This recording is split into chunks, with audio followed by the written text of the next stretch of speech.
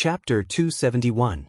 With Yang Ling as a spy, Chu Xiu's words caused the other inspectors present to stand on his side. Chu Xiu wanted authority in the Guanxi region, while the others wanted benefits. There was no conflict between the two. The only one who had a conflict with him was Wei Changling. But now that the situation was set, Wei Changling could not cause any trouble. Everyone present looked towards Wei Changling. The pressure made Wei Changling not dare to say anything or even retort. Wei Changling glared hatefully at the people present. In the end, he could only say, all right, since you have decided, do not regret it." Finishing, Wei Changling turned and left. The arm could not twist the thigh. This matter was not something he could control. If Chu Xiu wanted to dominate Guanxi, the Nine Plains Wei family would be the first to not agree. Chu Xiu looked at the people present and said with a smile, "Just a small trouble. Everyone, do not worry. Do not worry, as long as you pretend to be deaf and dumb during this time, and do not care about the affairs of your prefectures, a month later, you will receive more things." Fang Hua and the others helplessly nodded their heads. Since they have already agreed to Chu Xiu's conditions, they naturally don't need to think too much about it. After the discussion, everyone directly bid farewell and left.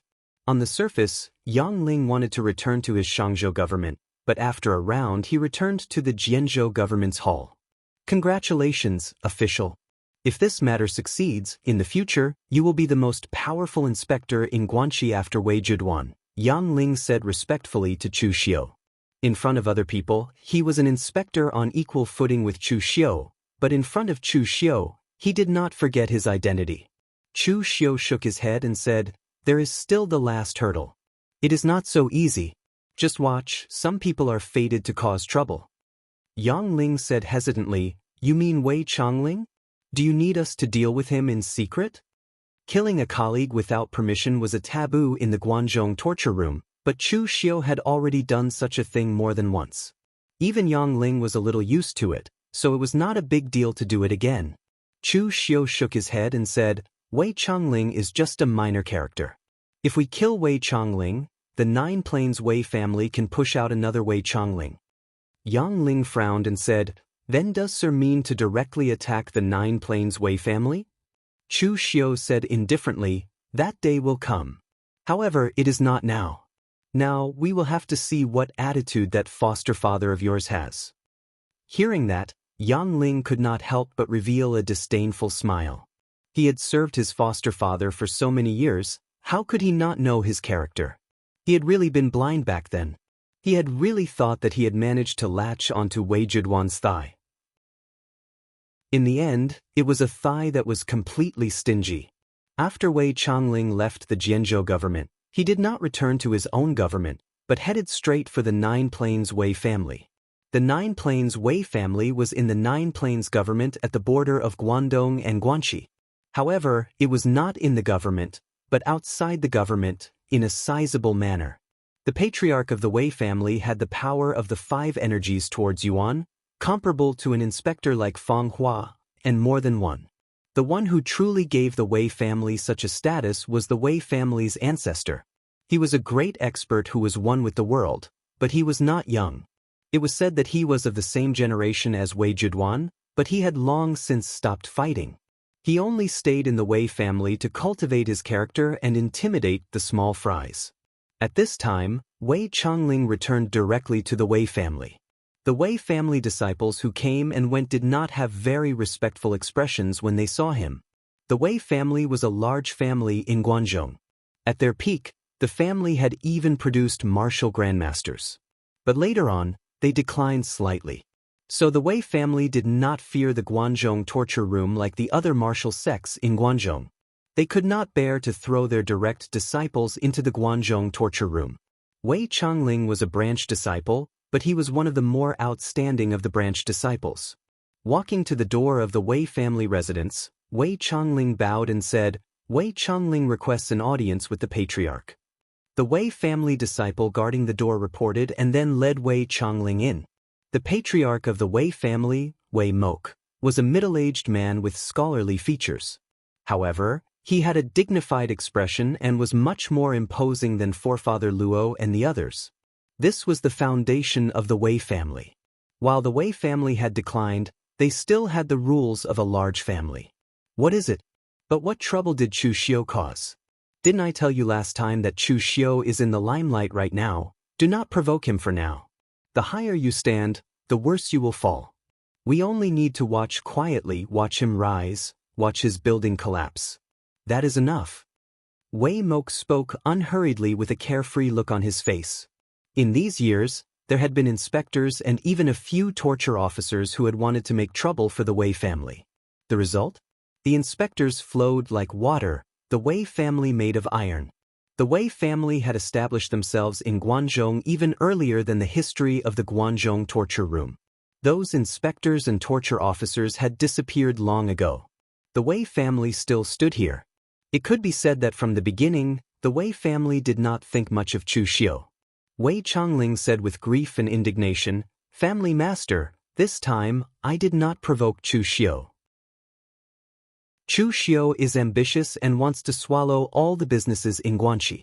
This is destroying the foundation of the Wei family." The smuggling business was so large that the Wei family had naturally done it before. When Wei Changling recounted everything to Wei Mok in detail, Wei Mok's face darkened and he faintly felt anger. The Wei family had been in Guanzhong for so long but had never seen such an arrogant inspector. Wei Mok waved his hand and said, "All right, you do not need to worry about this matter. I will handle it personally." Wei Changling sighed in relief and left. After sending Wei Changling away, Wei Mok went to the backyard of the Wei family. While this was only a yard, it was half the size of the Wei family. There were all kinds of spirit flowers and herbs planted here, and the spirit energy was dense. At this time, in the center of the backyard, an old man dressed in white robes was meditating on a meditation mat. His aura was restrained to the extreme, as though he was a dead person. When Wei Mok walked in, the old man opened his eyes. A sharp light shone out and he said coolly, "Did something major happen outside?" This old man was the forefather of the Wei family. He had been cultivating here for more than a decade, but in terms of spirit, he was better than Wei Juduan. Once a martial artist reached an old age, it was inevitable that their vitality would decline. This was why the forefather of the Wei family had chosen to delegate most of the family's matters and then go into seclusion to study Taoist scriptures. He cultivated and nurtured his mind in order to slow down his aging. Needless to say, this method was somewhat useful. At the very least, the forefather of the Wei family looked better than Wei Juduan. After all, while Wei Juduan's position as the penal officer was relatively easy, he still had to worry about all kinds of matters and schemes every day. His effort consumption was definitely greater than that of the forefather of the Wei family. Wei Mok said, "Something happened." As he said that, Wei Mok told the forefather of the Wei family what had happened. In the end, Wei Mok said, "This matter is tricky because the other party is Chu Xiu. He is the Chu Xiu who made great contributions to the Guanzhong torture room. If it was an ordinary patrol inspector, it wouldn't be a problem for us to get rid of him secretly. But now that it's Chu Xiu, we can't act blindly without thinking." The forefather of the Wei family pondered for a moment and suddenly said, "Blow up the matter." Wei Mok was stunned. He then asked, "Blow up the matter?" The forefather of the Wei family said in a deep voice, "Go to the Yuan continent's Zhang family. The two of us will take action together and blow up the matter to the extent that Wei Juduan has no choice but to come out and suppress it. But remember to act appropriately. If we cripple or kill Chu Xiu, our Wei family will also be out of luck." Although Wei Juduan is old and looks useless now, he is still a torture officer. Before he retires, he doesn't want to make a big fuss. If he doesn't care about this matter, who will? Remember, it's best to let the people from the Guanzhong torture room deal with the people from the Guanzhong torture room themselves. This is also the reason why I want you to stuff the disciples of the Wei family into the Guanzhong torture room. Wei Mok quickly said, "Yes, I will do it now." The forefather was indeed the forefather. He immediately pointed out the crux of the matter. Although the forefather of the Wei family wasn't from the Guanzhong torture room, his understanding of the Guanzhong torture room was probably deeper than some of the martial artists from the Guanzhong torture room. So after leaving, Wei Mok directly brought his men to the Yuan continent's Zhang family. He was prepared to join forces with the Zhang family to stir up some trouble. There were countless sects and aristocratic families in the land of Guanxi. However, other than the Wei family, only the Yuan continent's Zhang family could be considered as a big family. Among them, the forefather of the Zhang family was also a great expert in the realm of oneness of heaven and man. In the past, the Wei family and the Zhang family also had some grudges and friction. However, both sides knew that in the land of Guanzhong, the Guanzhong torture room dominated. If they didn't join forces, it was estimated that every torture officer would cut off their flesh. So it was common for the two families to cooperate. After arriving at the Zhang family, Wei Mok stated his intention. The head of the Zhang family, Zhang Kunz, was a tall and burly man with a face full of curly beard. He looked more like a bandit than the head of an aristocratic family. He said, "Since the forefather of the Wei family has spoken, I will personally accompany you. To be honest, I really want to see what kind of person Chu Xiu is." In just a few years, he was able to make such a name for himself in the pugilistic world. I hope he isn't the kind of person who deceives the world to gain fame. Chapter 272. Before the Wei family and Zhang family made their move, the other small powers in the Guanxi region were actually watching. The inspectors from all over the Guanxi region had taken the initiative to admit defeat in front of Chu Xiu. Although this made the small powers angry, they could not do anything about it. However, just because they were helpless didn't mean that the famous Wei clan and Zhang clan in the Guanxi region were also helpless. With the strength of these two families, they were even qualified to talk to Wei Juduan on equal footing, let alone Chu Xiu. At this moment, Du Guangzhong nervously knocked on the door of Chu Xiu's study in the Jianghu prefecture's inspector hall. He said somewhat anxiously, "Sir, the Zhang family and the Wei family have made a move together. Their family heads have personally made a move and caused a huge commotion. They are preparing to come to the Jianghu prefecture to demand an explanation from you." Chu Xiu raised his eyebrows and said, "You are saying that they are making a huge commotion?" Du Guangzhong nodded and said, "It is. Almost everyone in the Guanxi region knows about it."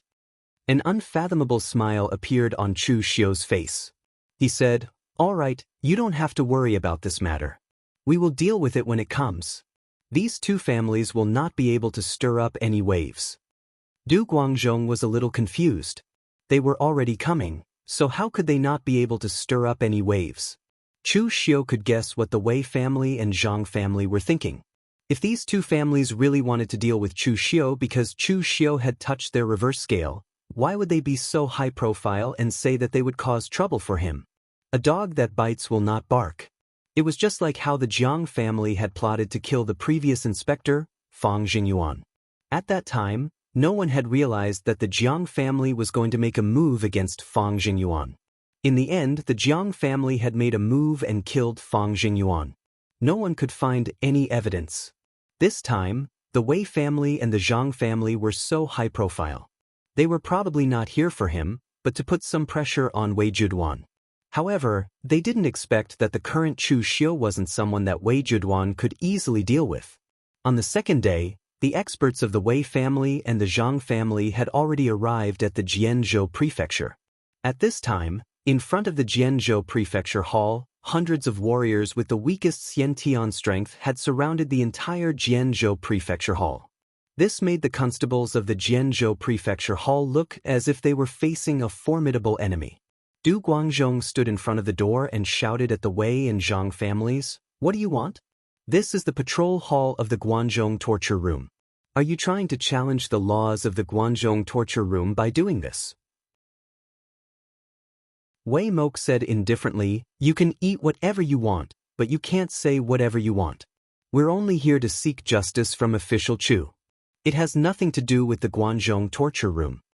Zhang Kunz, who was standing beside Wei Mok, said coldly, "Go get the adults from your family. You don't have the right to speak here." Although the Zhang family of Yuan continent wasn't as famous as the Wei family of Nine Plains, the Zhang family was obviously superior in terms of the strength of their disciples. Zhang Kunz's character was also very domineering and direct. So what if I'm here? Do you dare to attack the Guanzhong torture room directly? Chu Xiu stepped out of the patrol hall. His aura didn't seem to be at a disadvantage when facing the Wei family and the Zhang family. The Wei family of Nine Plains and the Zhang family of Yuan continent were indeed famous in Guanxi, but what were they in the Jianghu? The realm determined the height of a person. Back at the God Weapon Conference, who was the person who befriended and secretly allied with Chu Xiu? It was the personal disciple of the World Society's Qin Qing Di. It was the elite disciple of the Mo family of Shangyang and the Luo family of Wu County of the 9 major clans. Even if Chu Xiu's enemies were the disciples of the Azure Water Sword sect and the Nansong Xiahou clan, Chu Xiu's status was equal to theirs. A small family that could only dominate the Guanxi region. Why would Chu Xiu care about them now? Wei Mok and Zhang Kunz frowned when they saw Chu Xiu. Hearing about him was not as good as meeting him in person. They only realized that Chu Xiu was indeed worthy of his reputation. He had such power just after stepping into the Three-Flower realm. No wonder he could compete with the young elites in the Jianghu and was ranked 6th on the Longhu leaderboard. Wei Mok said coldly, "We naturally wouldn't dare to act rashly with the prestige of the Guanzhong torture room, but the Guanzhong torture room also has rules. Official Chu, you are the Jianzhou prefecture's patrol inspector, yet you are meddling in the business competition of another prefecture. I'm afraid this is a little inappropriate, right? Our Wei family might have had some small misunderstandings with you, Official Chu, but that was just a misunderstanding. Leave a line for others to go easy on us in the future. Our Wei family doesn't want to provoke Official Chu, and we hope that Official Chu won't provoke our Wei family." Zhang Kunz looked at Wei Mok with some surprise. This was somewhat different from what they had agreed on before. Previously, Wei Mok's plan was to cut off the hands that Chu Xiu stretched out and make him lose face. Now, it seemed that the Wei family only wanted to protect their own interests. What did he mean by this? In fact, Wei Mok's thinking was much simpler. He didn't want to push things too far at all. At this time, Chu Xiu was like the sun in the sky. Even if they wanted to suppress Chu Xiu, it was almost impossible. The internal department of the Guanzhong torture room wouldn't let a facade figure like Chu Xiu be humiliated by outsiders. Now that he saw Chu Xiu's momentum, he really didn't want to provoke him. If that was the case, then the best choice was to each take a step back. It was best for Chu Xiu to know his place. It didn't matter if he touched the interests of others, as long as he didn't touch the interests of the Wei family. Chu Xiu sneered when he heard this. Is the Wei family talking to me about the rules of the Guanzhong torture room? What a joke! The land of Guanzhong belongs to the Guanzhong torture room. The rules are also decided by the Guanzhong torture room. All you have to do is to abide by the rules. You don't have the qualifications to teach the rules of the Guanzhong torture room. Hearing Chu Xiu's incomparably domineering words, the surrounding constables of the Guanzhong torture room were a lot more excited. There were times when the Guanzhong torture room was domineering, especially when Guan Xiu had just taken over as the hall master. It could be said that there were internal conflicts and external pressure. It was precisely because of that situation that Guan Xiu was impartial in handling matters and acted according to the rules of the Guanzhong torture room. She was incomparably domineering towards anyone and any power. It was a pity that as the Guanzhong torture room gradually stabilized over the years, everyone was unwilling to cause trouble. They would often compromise by taking a step back. It had been a long time since Chu Xiu's domineering style was seen. Wei Mok didn't expect Chu Xiu to have such a domineering reaction. He couldn't help but laugh out of anger. What a joke! Whatever rules you say are the rules. Do you think we have to die just because you want us to? Looking at the surrounding people from the Wei and Zhang families, Chu Xiu looked around and said coldly, "I want all of you to die as long as you can do it. But why are you besieging the Jianzhou patrol hall? Are you trying to rebel? Retreat within 10 breaths of time. Otherwise, you'll be treated as a rebel." Wei Mok sneered. "You Chu Xiu are really lawless. Whoever you say is a rebel is a rebel. We just want justice today. Since justice isn't here, our two families have no intention of leaving today." Chu Xiu snorted. "You won't shed a tear until you see the coffin, huh? 10 breaths of time is up. The Wei and Zhang families besieged the Guanzhong torture room. Their crimes are unforgivable. As soon as he finished speaking, Chu Xiu's figure moved. The heavenly demon dance in his hand was unsheathed and slashed at Wei Mok and Wei Mok with a ghastly demonic aura and soaring blood qi. Good timing. Wei Mok's eyes revealed a touch of coldness. He had originally planned to blow up the matter. Now that Chu Xiu had taken the initiative to attack, it was exactly what he wanted. Therefore, the moment Chu Xiu made his move, Wei Mok said to Zhang Kunz, who was beside him, "Brother Zhang, you don't have to make a move first. Help me hold the line." As soon as he finished speaking, Wei Mok had already unsheathed a dark blue longsword in his hand. The shining ice soul qi was attached to the sword's aura. With a deep chill, it met Chu Xiu's blade. The difference between the 5 qi's origin realm and the 3-flower realm was in the foundation of power. The 3-flower realm was the unification of essence, qi, and spirit. It could bring powerful explosive power to a martial artist. On the other hand, the 5 qi's origin realm was the condensation of the power of the 5 elements in the body's 5 internal organs. It cycled endlessly, and it could bring a martial artist a deep foundation. Therefore, in terms of pure power cultivation, Wei Mok, who had stepped into the 5 qi's origin realm for several years, naturally far surpassed Chu Xiu, who had just stepped into the 3-flower realm. Although it was widely acknowledged that the difference between the 5 qi's gathering in the origin realm and the 3 flowers at prominence realm wasn't that big, a difference of 1 realm was still a difference. Wei Mok was still very confident in himself. However, when the sword and saber collided, Wei Mok's confidence was shattered to the point that not even a little bit remained. The pure demonic aura on the heavenly demon dance was rare in the world. It contained no impurities and was pure demonic aura that was condensed to the extreme. With one slash, Wei Mok's sword aura was completely shattered. His expression suddenly changed. How could Chu Xiu's power be so great? After the collision of power, Wei Mok realized that Chu Xiu was not as strong as him. However, whether it was the astonishing demonic aura on Chu Xiu's long blade or Chu Xiu's aura that was filled with endless power, they were so powerful that he found it unbelievable. When the quality of the aura was strong to the extreme, it could actually completely surpass the quantity. At that moment, Wei Mok's sword momentum suddenly changed from offense to defense.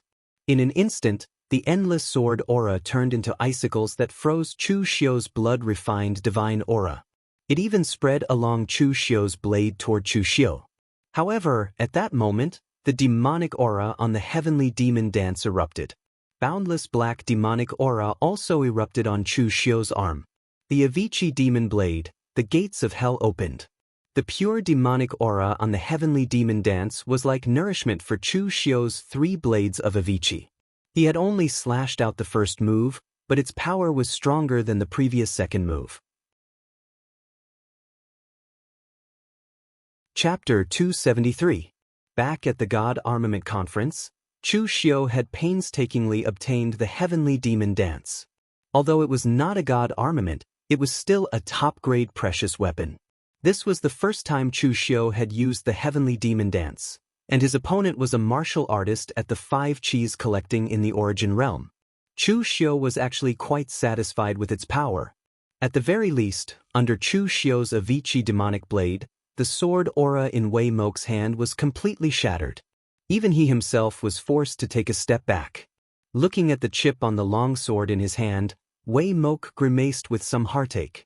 The longsword in his hand was a 5th-grade precious weapon produced by the God Armament Pavilion.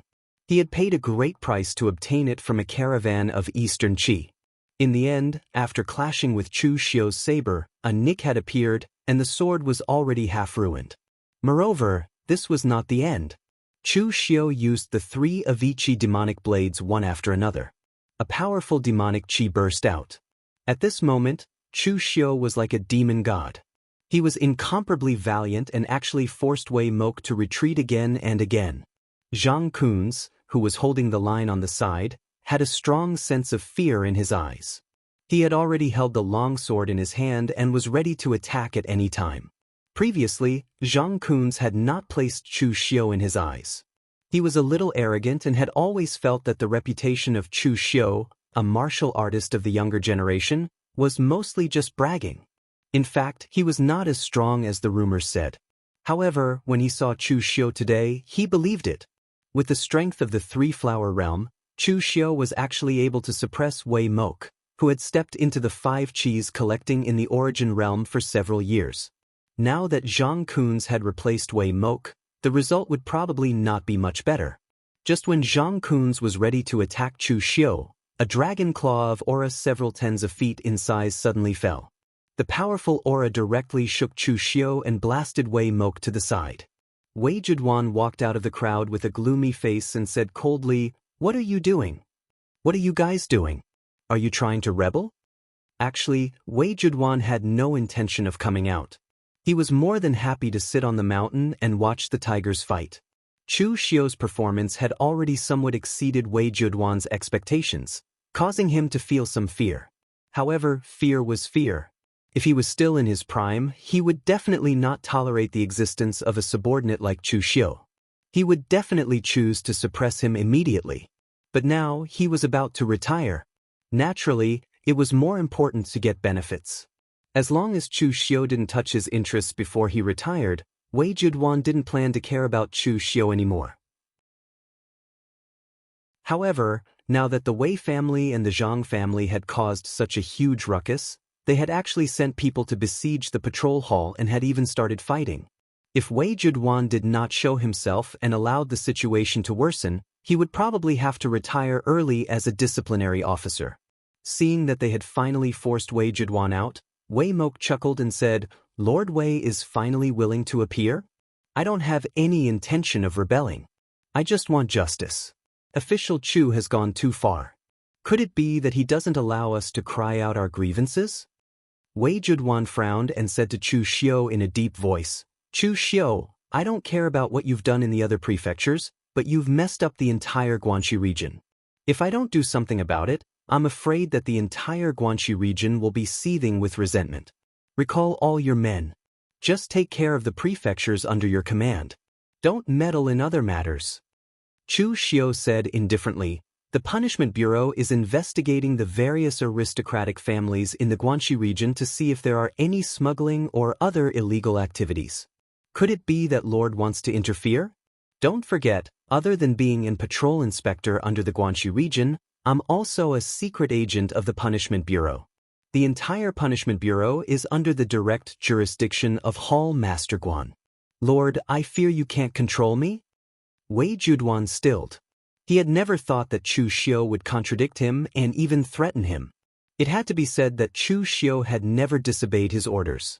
Whether it was when he gave Wei Hanshan's prefecture to Yang Ling or Kai Jingsheng's prefecture to Wei Changling, Chu Xiu could only compromise. Wei Jieduan had vividly displayed this rule. But now, Chu Xiu dared to disobey his orders. This caused Wei Jieduan's expression to darken. Nearing Chu Xiu, Wei Jieduan said in a low voice, "Chu Xiu, what do you want to do? Play this game with me. Don't forget, I haven't retired yet. The Guanxi region still belongs to me, Wei Jieduan." Chu Xiu said gravely, "I don't want to do anything. I just want to take back what belongs to me. Official Wei, you can do it twice, but not thrice.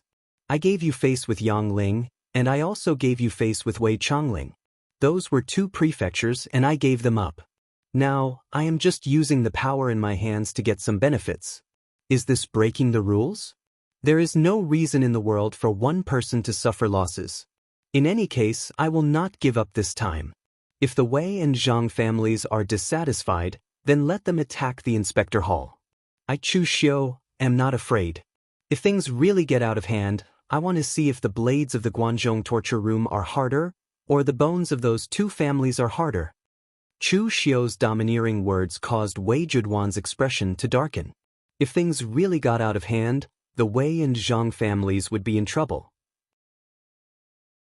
They would be liquidated by the Guanzhong torture room. Even he himself would have to retire.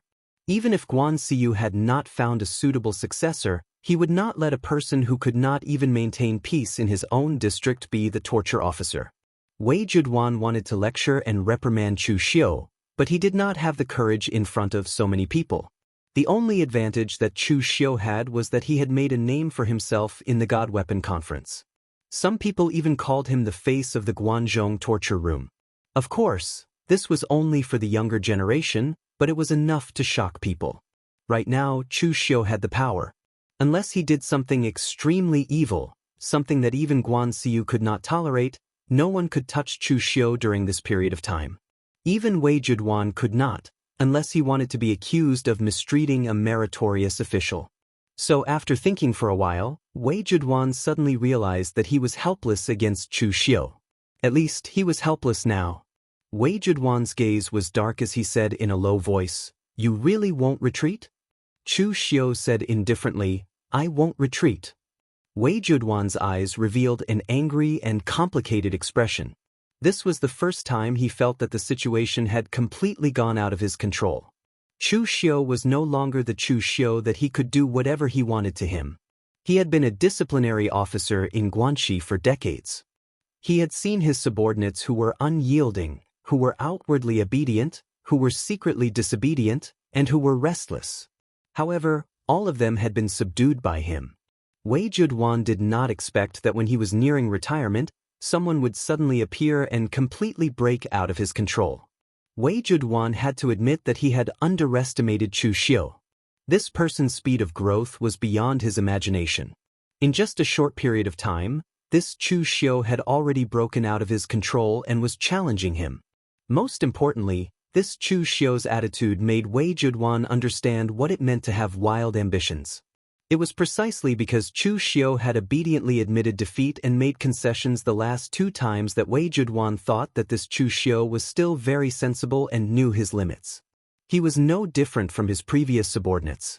In the end, he only found out today that Chu Xiu's forbearance and concessions were all an act.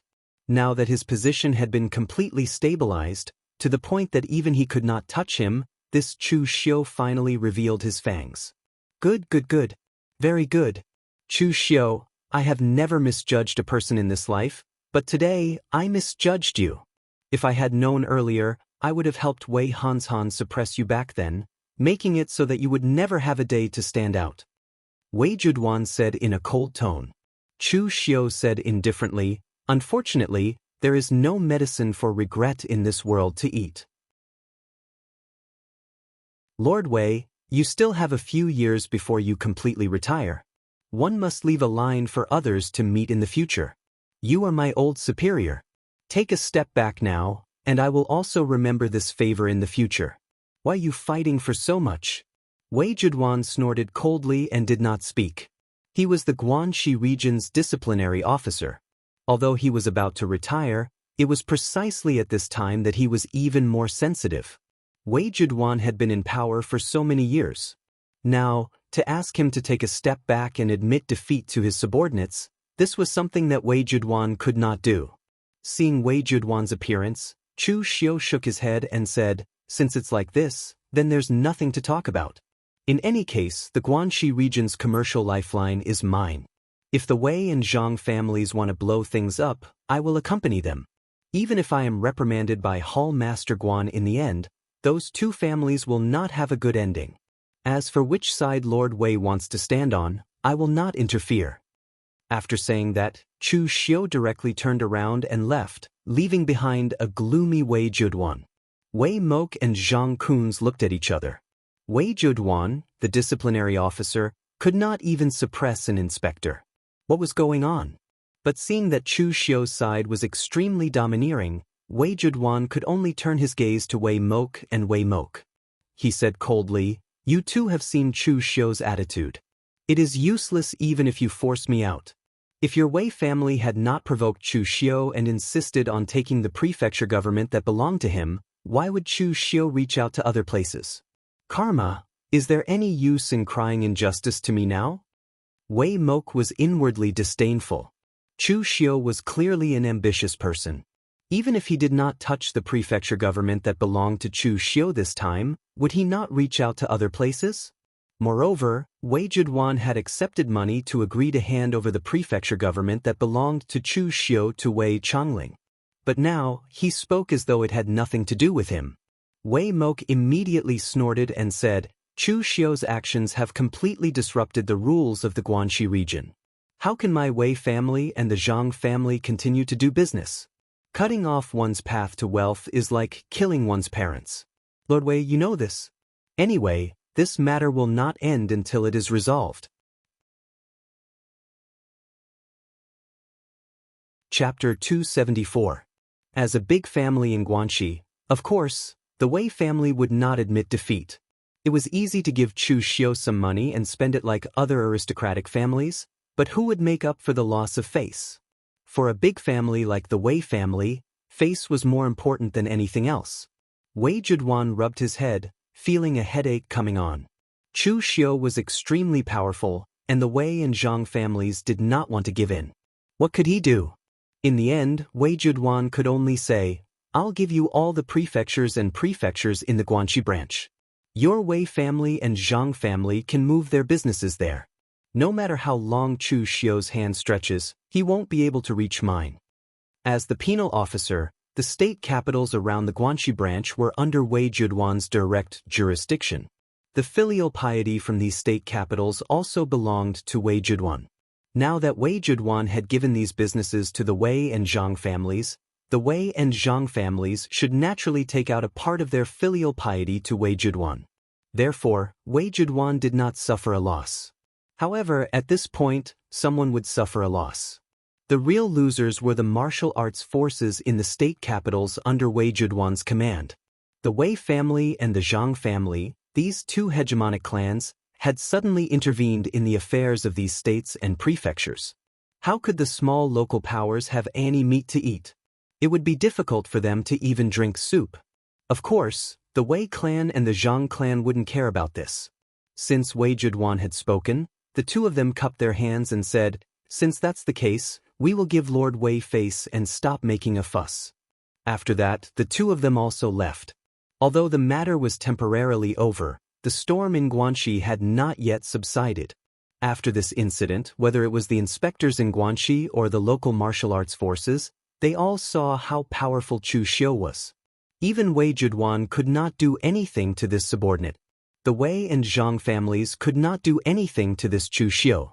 Once they figured this out, the martial arts forces of other states and prefectures were completely convinced. If they did not want all their businesses to be annexed, they could only obediently give their filial piety to Chu Xiu. As for Jiang Taoran and the other patrol envoys, they understood many things through this matter. Wei Zhiduan was probably really old. It was time for their attitude to change.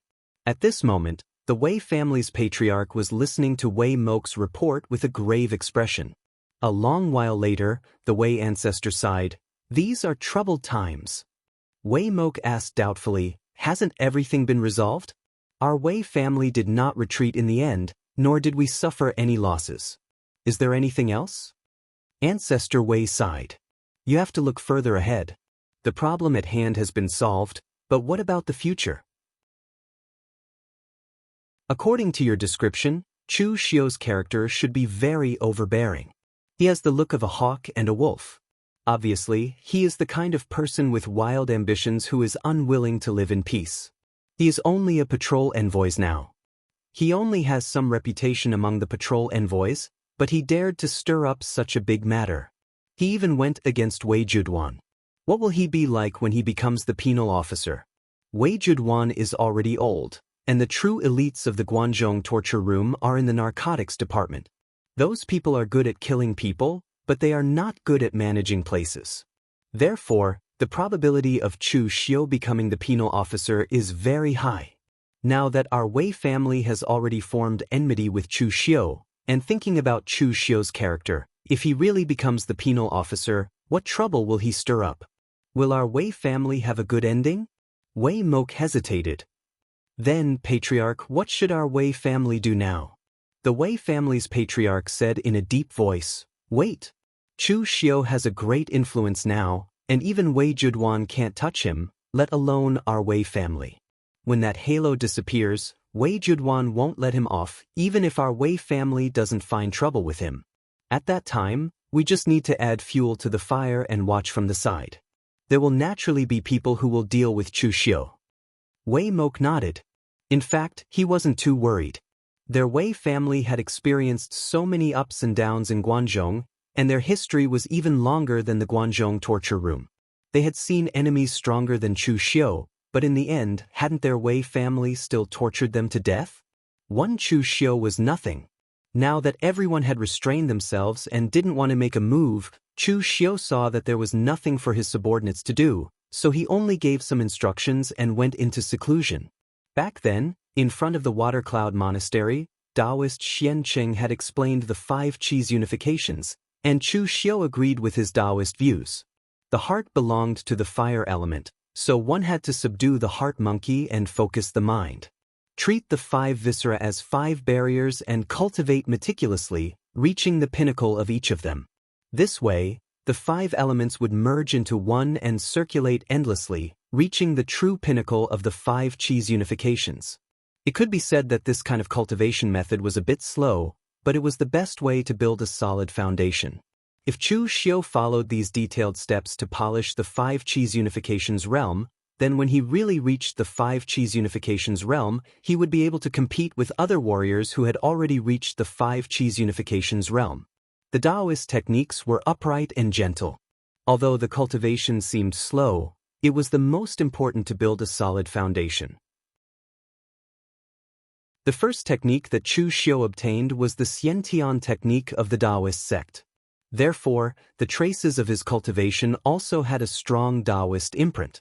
For the current Chu Xiu, he could be considered to be a dual cultivator of Taoism, Buddhism, and demonic Tao. Among them, the Taoist techniques helped him to build his foundation, while the demonic Tao techniques brought great power to Chu Xiu. As for the Buddhist techniques, they were both offensive and defensive. They could be adjusted in the middle, allowing Chu Xiu's cultivation to be more harmonious. After 3 months of seclusion, Chu Xiu's cultivation level actually didn't increase much. However, his understanding of the 5 Qis unifications and the accumulation of the power of the 5 viscera in his body had increased a lot. This was a painstaking process, and it also required enlightenment. Although it was a little taxing in the early stages, it would be able to soar in the later stages. After 3 months, Chu Xiu was ready to come out of seclusion. Most of the people in the patrol hall were active in other prefectures. Only Du Guangzhong and the Ghost Hand King were better at handling some internal affairs. Therefore, they had been staying in the patrol hall. Seeing that Chu Xiu had come out of seclusion, the Ghost Hand King asked, "Did you gain anything from your seclusion?" Chu Xiu shook his head and said, "It's only been 3 months. How could there be anything? By the way, did anything happen in Guanxi during this time?" Du Guangzhong was slightly speechless when he heard this. His lord was really domineering.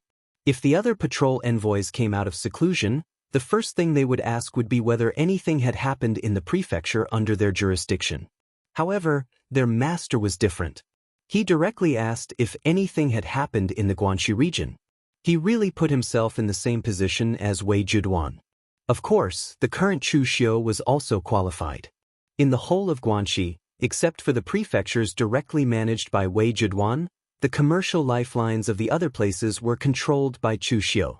Moreover, all the martial arts forces in the whole of Guanxi, except for the 2 major families, the Wei family and the Zhang family, had chosen to side with Chu Xiu. There were also patrols like Jianghu. They feared Chu Xiu even more than Wei Zhiduan. It could be said that Chu Xiu's power was not inferior to Wei Zhiduan, the real penal officer, except for the fact that he did not have the position of penal officer. The Ghost Hand King said, "It's been very quiet during this time. The martial arts forces in Guanxi are also very well behaved. Even the Wei clan and the Zhang clan have already laid down their banners and stopped making any movements." Chu Xiu nodded. He had also guessed that this would be the result. After all, he had the upper hand now. The Wei family and the Zhang family were not idiots. Of course, they would not find trouble with him at this time. At this time, Du Guangzhong suddenly said, "But a few days ago, there was some interesting news from the headquarters. There was a murder case in Eastern Qi. The family of Qiu Zhenxing, the owner of the Pegasus Ranch, was killed. This matter even alarmed the Eastern Qi royal family. So now the royal family of Eastern Qi has sent someone to the headquarters, asking them to send someone to investigate this matter. It is said that they have offered a very high price. Now the headquarters is thinking about who to send for the investigation. After hearing this, Chu Xiu was stunned. The owner of the Pegasus Ranch, Qiu Zhenxing, was dead? There was a deviation from the original plot here. The Pegasus Ranch was the largest ranch in Eastern Qi. The horses domesticated there were specially supplied to the Eastern Qi military. As the owner of the Pegasus Ranch, Qiu Zhenxing was not a member of the Eastern Qi imperial court. He was a man of Jianghu. The horses produced by the Pegasus Ranch were initially sold to various Jianghu forces for transportation. But later, because of the excellent quality of the horses, the Pegasus Ranch was targeted by the Eastern Qi imperial court. And Qiu Zhenxing was quite sensible. He directly offered the Pegasus Ranch to the Eastern Qi imperial court and became a member of the Eastern Qi imperial court in one leap. The Eastern Qi imperial court also returned the favor. Every profession had its own specialization. The Pegasus Ranch was still managed by Qiu Zhenxing. Moreover, the Eastern Qi imperial court also gave a lot of money and resources to Qiu Zhenxing to expand the Pegasus Ranch. But the horses produced were mainly supplied to the Eastern Qi military. Originally, no matter how famous a horse breeder was, he should not be very popular. However, in the original version of the plot, Qiu Zhenxing accidentally obtained an extremely powerful ancient technique from an island in the East China Sea. It could predict the secrets of heaven and see through the changes of heaven, earth, and man. It was extremely powerful. Qiu Zhenxing cultivated in seclusion for 3 years to comprehend the divine skill and stepped into the realm of martial arts grandmaster. With only one move, he severely injured a martial arts grandmaster from the diabolism. From then on, Qiu Zhenxing became completely famous in Jianghu. Even the Eastern Qi imperial court gave him more preferential treatment and allowed him to continue to stay in the Pegasus Ranch. Such a famous big shot in the original plot was now dead. This plot deviation made Chu Xiu a little confused. Chapter 275. Chu Xiu did not know how to react to the sudden death of a future big shot. When he came to his senses, the first thing Chu Xiu considered was whether this matter would benefit him or not. Anyway, the plot had deviated and changed. Qiu Zhenxing's life or death had nothing to do with him. However, he was interested in the cultivation method in Qiu Zhenxing's hands. Chu Xiu knew where some powerful cultivation methods in the original version were, and he also knew who had them. However, the problem was that he could not get them even if he wanted to. Chu Xiu naturally wanted the cultivation method in Qiu Zhenxing's hands, but the problem was that Qiu Zhenxing was the owner of the Pegasus pasture. He was a great master in the oneness of heaven and human beings realm. Moreover, the Pegasus pasture was considered an industry of the Eastern Qi imperial court. With Chu Xiu's current poor cultivation, he would be courting death if he wanted to snatch something from Qiu Zhenxing. Chu Xiu suddenly turned to Du Guangzhong and asked, "What was Qiu Zhenxing's strength when he died?" Du Guangzhong was stunned and said, "He was a great master in the oneness of heaven and human beings realm. However, the Pegasus pasture is very important to the Eastern Qi. That's why the Eastern Qi imperial court was alerted and specially came to the Guangzhong torture room to ask someone to investigate." Du Guangzhong thought that Chu Xiu asked about Qiu Zhenxing's strength because he was curious that the matter had alarmed the Eastern Qi imperial court. Chu Xiu's eyes showed a hint of surprise when he heard this. If this was the case, then Qiu Zhenxing should have obtained the cultivation method by now and had not succeeded in practicing it. However, he was killed for some unknown reason. At present, Chu Xiu did not know whether the cultivation method had fallen into the hands of others after Qiu Zhenxing's death. Even Chu Xiu did not know whether Qiu Zhenxing's death had anything to do with the cultivation method. However, this did not affect Chu Xiu from going to investigate. If the cultivation method had not been taken away by others, Chu Xiu would have made a big profit this time. Therefore, Chu Xiu asked directly, "Hall Master, who are you going to send?" Du Guangzhong said, "It's not decided yet. Although the one who died wasn't a martial arts grandmaster, it's still something that even the royal family of Eastern Qi is paying attention to. So, Lord Clan Leader is going to select some elites to go to Eastern Qi. Are you interested in that as well? Du Guangzhong felt a little strange. This kind of thing was a good thing for others, but it didn't mean much to Chu Xiu. The Jianghu constables who were invited by the major powers would naturally have an extra income, which was definitely much higher than their salary. But the question was, did Chu Xiu lack money? The commercial lifeline of the entire Guangxi region was in the hands of Chu Xiu, so he didn't care about this little bit of mission income. Moreover, although Chu Xiu's strength was the best among the younger generation of the Guanzhong torture room, he knew nothing about the special skills of the Guanzhong torture room, such as investigating traces and tracking down the murderer. Even the ordinary Jianghu constables in the innate realm were better than Chu Xiu. Therefore, Du Guangzhong had always felt that Chu Xiu should not be an inspector, and that it was more suitable for him to go to the criminal division. Chu Xiu nodded and said, "I'm a little interested. I'll go to the headquarters and see if I can get this job." Although the missions of the torture hall were all assigned by the hall master, Chu Xiu naturally had a way to get them. After giving some instructions to Du Guangzhong and the Ghost Hand King, Chu Xiu went straight to Guangzhong City. However, he didn't go directly to the headquarters, but went to Chu Yuanxing's place. Seeing that Chu Xiu had come, Chu Yuanxing thought that he had come to Guangzhong on official business, but Chu Xiu said, "I'm here this time to ask for a favor from you, Brother Chu." Chu Yuanxing waved his hand and said, "What is it? Just tell me, Brother Chu." If anyone else wanted to help, Chu Yuanxing would most likely agree, let alone Chu Xiu. For the current Chu Yuanxing, he considered himself to be Chu Xiu's talent scout, and their relationship was very close. Chu Xiu said, "It's like this.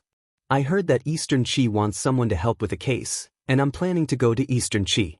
I'm good friends with Mo Tianlin, a disciple of the Mo family of Shangyang, and he wants to discuss something with me. It just so happens that I don't have a reason yet, so I want to use this case to go to Eastern Qi." Many people knew that Chu Xiu was good friends with Mo Tianlin of the Mo family of Shangyang. Chu Yuanxing didn't have any doubts, but said directly, "Don't worry, leave this to me. It just so happens that the hall master is going to choose someone tomorrow. Brother Chu, with your strength, the hall master won't refuse." Chu Xiu cupped his hands and said, "Then I'll have to trouble you, Brother Chu. No need to be so polite between us. Come, let's go to my place for a drink first." Chu Yuanxing directly pulled Chu Xiu back to his courtyard. The next morning, Chu Yuanxing arrived early in the Guanzhong torture room's meeting hall. Other than Guan Siyu and the criminal division's third leader, Bloody Ghost Butcher, Si Ming, there was also a white-faced, beardless eunuch in a black brocade robe. The eunuch asked slowly in a slightly shrill voice, "Hall Master Guan, this time His Majesty sent me here to say that this matter must be investigated thoroughly. It's best if the Guanzhong torture room sends more people here. After this matter is over, there will be plenty of rewards." Guan Siyu nodded. She was about to say something when she saw Chu Yuanxing being led in. Guan Siyu introduced Chu Yuanxing and said, "This is Eunuch Wang Jin, the deputy chief of the Palm Seal Department of the Eastern Qi Imperial Palace." Chu Yuanxing nodded. This time, the people sent by the Eastern Qi Imperial Palace were really important. There were 3 departments in the Eastern Qi Imperial Palace. They were organizations that were loyal to the imperial family, and the chief eunuchs were all martial arts grandmasters. Legend had it that the Eastern Qi Imperial Palace also had a chief of 3 departments. He controlled all the forces in the Eastern Qi Imperial Palace and was an old monster who had served generations of the Eastern Qi Imperial Palace. His strength was even more frightening. Although this Wang Jin was only a deputy chief, he should be a great expert at the oneness of heaven and man realm. He was the emperor's confidant. For the Eastern Qi Imperial Palace to send him here, it was obvious that they valued this matter very much. Then, Guan Siyu pointed at Chu Yuanxing and said, "This is Chu Yuanxing, the descendant of my Guanzhong torture room's previous hall master, Chu Kuanga." When Wang Jin heard Chu Kuanga's name, he immediately stood up and cupped his hands at Chu Yuanxing. "So it's the great hero of Guanzhong. I've been impolite. Although I'm just a eunuch, the person I admire the most is someone like great hero Chu. I wish I could look up to him." What a pity. Wang Jin did not seem to be pretending. In fact, his attitude towards Chu Yuanxing was even better than his attitude towards Guan Xiu. Chu Yuanxing smiled and did not mind. He had seen Wang Jin mention his father the moment he saw him, saying how much he admired and looked up to him. He was already used to it. Guan Xiu asked, Yuanxing, what's the matter? I'm discussing something with eunuch Wang. If you're not in a hurry, you can wait for a while. We'll talk about it later. Chu Yuanxing said, I'm here because of this matter. Brother Guan, aren't you still thinking about who to send to Eastern Qi? What do you think of Chu Xiu? Among the warriors in the Guanzhong torture room, Chu Xiu is the strongest among the younger generation. Moreover, he has been to Eastern Qi's Jeju prefecture before. That place is not far from the Pegasus farm. Isn't it suitable to send him? Chu Xiu had been recommended to the Guanzhong torture room by Chu Yuanxing. Now that Chu Yuanxing wanted to recommend Chu Xiu to carry out this mission, it was very normal. However, the only thing that Guan Xiu was conflicted about was Chu Xiu's ability. In terms of ability, there was no need to talk about Chu Xiu. Chu Xiu's performance at the God Weapon Conference was enough to prove everything. But this time, the Guanzhong torture room was sending someone to investigate a case. It was fine for Chu Xiu to kill people, but could he investigate a case? Just then, Wang Jin suddenly said, the Chu Xiu you guys are talking about, is he the Chu Xiu who crippled the Azure Watersword sect's Shen Bai and killed the evil extreme sect's Tong Kai Tai at the God Weapon Conference? Chu Yuanxing nodded and said, that's right. Eunuch Wang, have you heard of this name? Wang Jin nodded and said, I have heard of the most outstanding young elite of this generation in the Guanzhong torture room. A few months ago, he was very impressive at the God Weapon Conference. This Chu Xiu is not bad. Let him do it. His Majesty had personally instructed him, Wang Jin, to handle this matter safely and to find more people to help him. But the problem was that Wang Jin really didn't understand the internal affairs of the Guanzhong torture room. After being reminded by Chu Yuanxing, Wang Jin then recalled that this Chu Xiu was rather famous. It could be said that he was more famous than 99% of the martial artists in the Guanzhong torture room. Since that was the case, choosing this Chu Xiu was definitely the right choice. In any case, in Wang Jin's opinion, the stronger one's reputation and ability were, the stronger one's ability would be. After hearing Wang Jin say this, Guan Xiu had no choice but to say, all right then. This time, let Chu Xiu lead the team to Eastern Qi. At the same time, bring more people. Chu Simo's godson, Chu Xiaoda, Xiao Yi's disciple, Qing Zhouhai, Yin Butong's new disciple, Wang Qianping, and Ximing's disciple, Zhong Ping, follow them as well. Chu Xiu will lead the team. Guan Xiu was also a little afraid that Chu Xiu wouldn't be able to handle the situation by himself. Among these people, although Chu Xiaoda and Qing Zhouhai were young, they were experienced constables and were very good at finding traces. After Yin Budong's previous disciple, Li Tianhao, had been crippled by Chu Xiu, he had taken in a new disciple, Wang Qianping, who was also a veteran constable in the Guanzhong torture room. His ability in this aspect wasn't bad either. The only ones who weren't good at these things were probably Chu Xiu and Zhong Ping. However, it didn't matter. It was fine as long as these two were good at killing. Turning her head, Guan Xiu said to Wang Jin, these people are practically the most outstanding among this generation of disciples in the Guanzhong torture room. Are you satisfied with letting them go, Eunuch Wang? Wang Jin nodded and said, sure, not bad. In that case, I'll have to trouble Hall Master Guan this time.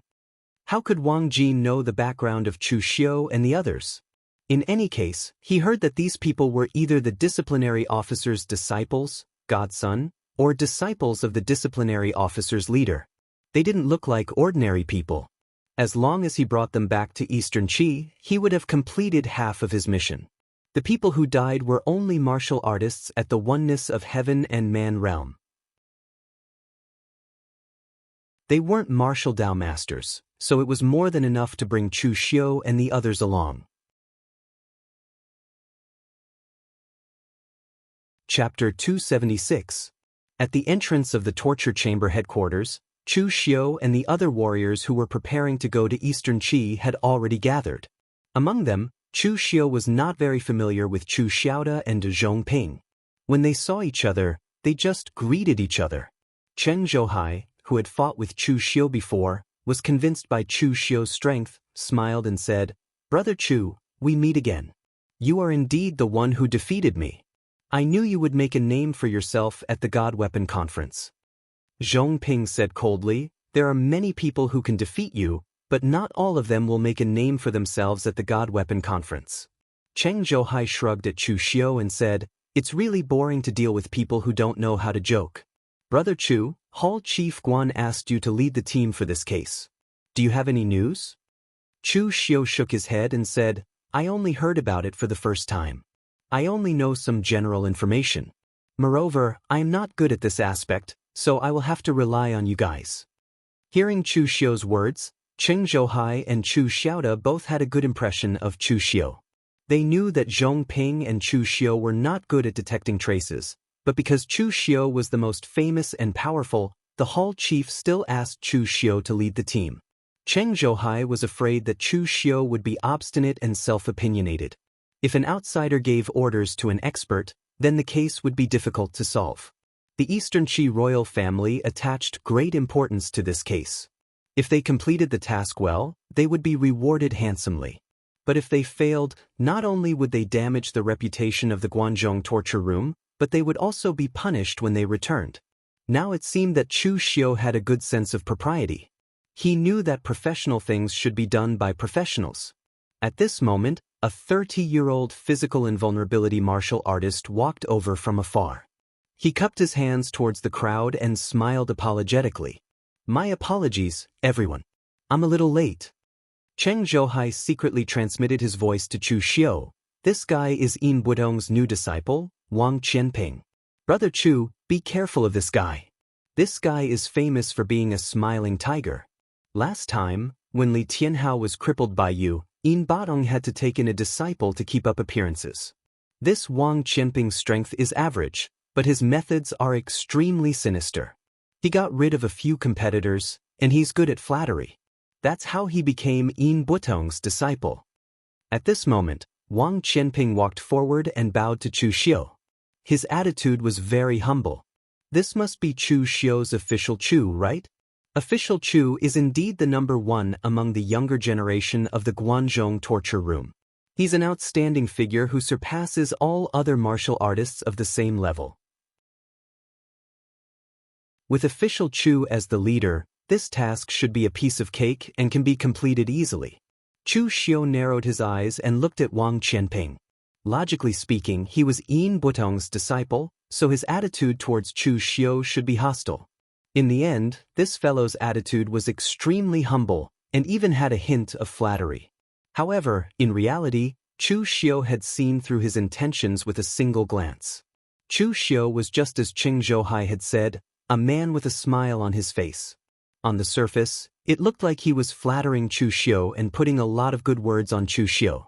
But Cheng Zhouhai, Chu Xiaoda, and Zhong Ping, who were around Chu Xiu, were also outstanding figures of the younger generation of the Guanzhong torture room.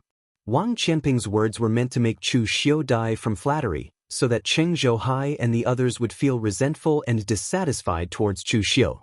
But his plan was in vain. Even after hearing what they said, Cheng Zhouhai and the others did not feel resentful. It was not that they were very broad-minded. But during the competition, Chu Xiu had already shown his overwhelming strength. He deserved to be the number one among the younger generation of the Guanzhong torture room. This was the truth. What was there for them to be jealous of? Wang Qianping did not see that battle, but now he was still playing these little tricks in front of Chu Xiu. It was ridiculous. At this time, Chu Xiu kept looking at Wang Qianping, saying nothing. Until Wang Qianping felt a little scared, he said indifferently, "This task was personally arranged by the hall leader, and the other party is also a member of the Eastern Qi royal family. Such a big task is a piece of cake for you to tell me. How can you complete the task with such a slack attitude? Do you need me to tell the hall leader to get someone else to do it?" Wang Qianping's expression changed slightly, and he said with a sheepish smile, "Official Chu, you must be joking. I was just saying. Now that we are there, We will naturally investigate carefully and complete the task as soon as possible. After giving Wang Qianping a warning, the deputy manager of the Palm Seal Department, Wang Jin, also arrived with his men. Chu Xiu cupped his hands at Wang Jin and said, "Greetings, eunuch Wang." Seeing the aura of Chu Xiu and the others, Wang Jin nodded with satisfaction and said, "You are Chu Xiu, right? Not bad. Since Hall Leader Guan has handed everything to you, I believe in Hall Leader Guan's judgment. Get to the bottom of the case as soon as possible. When I go back, I will be able to report to His Majesty. You will also be rewarded handsomely." Chu Xiu cupped his hands and said, "Rest assured, eunuch Wang. Professional matters should be handled by professionals. The Guanzhong torture room is definitely professional in this aspect." Wang Jin nodded and said, "All right, let's get going now." With that said, the group of people got on their fast horses and rushed to Eastern Qi as fast as they could. On the way, Chu Xiu also asked Wang Jin, "Eunuch Wang, did Eastern Qi find any clues or information immediately after Qiu Zhenxing was killed?" Cheng Zhouhai and the others were also listening attentively. Chu Xiu was asking on their behalf. After all, they were the ones who were really good at this kind of thing. Wang Jin shook his head and said, "There were almost no clues. Although Qiu Zhenxing was the owner of the Pegasus farm, it was impossible for him to live in the farm. Instead, he lived in a manor near the farm. Moreover, Qiu Zhenxing was a simple man and didn't like luxury. He didn't have any disciples either. There were only his wife and son in the entire manor, as well as 5 servants who took care of them. In the end, all of them were killed overnight. 3 days later, when the people from the Pegasus farm found it strange that Qiu Zhenxing hadn't shown up for such a long time, they personally came to the manor to look for him. It was only then that they realized he was already dead. Then, did Qiu Zhenxing have any enemies? Chu Xiu asked again.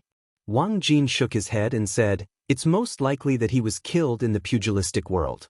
The people from Eastern Qi have also investigated, but they didn't find any clues. Before Qiu Zhenxing joined our Eastern Qi, he was just a horse dealer.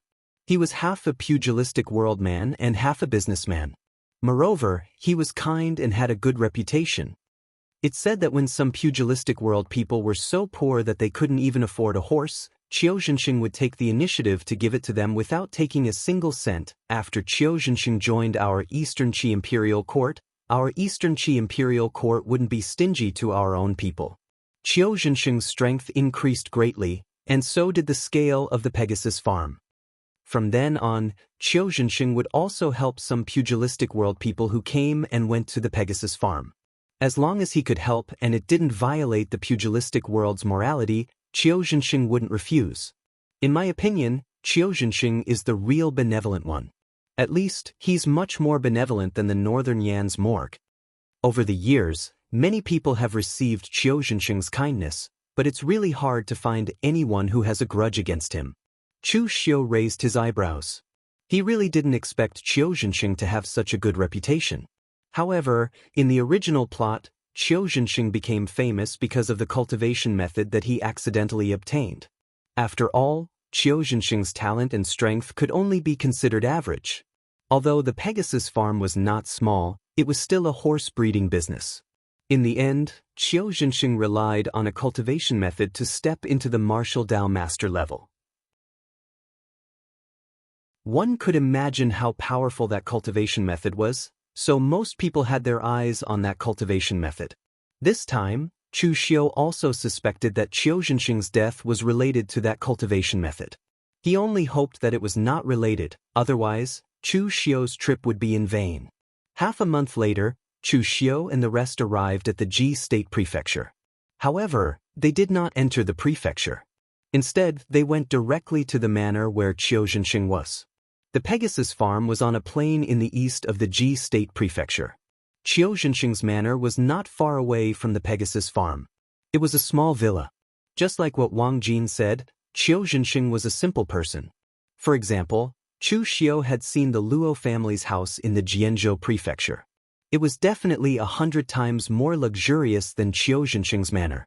However, Qiu Zhenxing, a powerhouse at unity of heaven and man, lived in such a place. It was really simple, especially since the Pegasus Farms property could even be said to be richer than a sect. After stepping into the manor, there was a commotion inside. Wang Jin immediately frowned. At that moment, in the courtyard of the manor, a young man in his 20s was angrily saying to a middle-aged martial artist in armor, "Sir, I'm a son. Now that my father is dead, I don't even have the right to see the corpse and pay my respects?" The middle-aged martial artist in armor had a cold expression on his face. He had the cultivation of unity of heaven and man. When he heard what the young man said, he only said coldly, "Young Master Chiu, I'm sorry. The higher-ups have ordered that no one is allowed to touch the corpse before the people from the Guanzhong torture room arrive. Even this manor has been taken over by the Dragon Riders' Imperial Army. No one is allowed to act recklessly." The young man looked sad and angry. There were 5 martial artists around him, 4 men and 1 woman. They were not weak. 3 of them were at the 5 cheese collecting in Mind Realm, and 2 of them were at the 3 flower realm. At that moment, they were all comforting the young man. Wang Jin walked in and said with a frown, "What's the commotion? What's going on?" Seeing that everyone was looking at them, Wang Jin said to Chu Xiu, "This is Fang Jinqi, the general of the Dragon Riders' Imperial Army's Breaking Vanguard Battalion. He was also sent by His Majesty to assist in this case." Looking at Fang Jinqi, Chu Xiu could not help but have a strange look in his eyes. This was because he had used the Breaking Vanguard Battalion's token to pretend to be a member of the Dragon Riders' Imperial Army to escape from the sinful branch leader. The Dragon Riders' Imperial Army members who died in the Chu family were all from the Breaking Vanguard Battalion, including Chu Xiu's cheapskate father. However, Chu Xiu did not expect to meet the real deal today.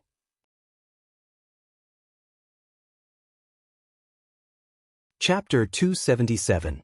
When Li Gui saw Li Kuei, Chu Xiu wasn't afraid. Instead, he cupped his hands towards Fang Jinqi and said, "Greetings to General Fang."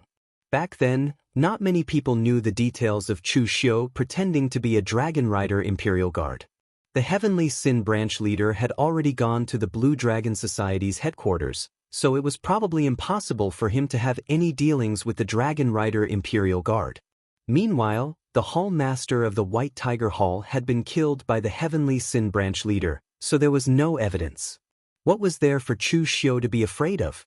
Fang Jinqi looked at Chu Xiu and nodded.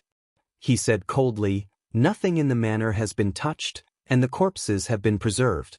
You can inspect them at any time." Wang Jin looked at the few people in the manor and frowned. Who are they? What are they doing here? Didn't His Majesty order that before the people from the Guanzhong torture room arrive, outsiders are not allowed to enter the manor? Before Fang Jinqi could say anything, the young man said with grief and indignation, "This is the Chiu clan's manor. Now that my father has died, how am I an outsider?" Wang Jin said in surprise, "Isn't Chiu Jinxing's son dead? Who is he?" Fang Jinqi said indifferently, "He is Chiu Jinxing's illegitimate son, Chiu Dongmao.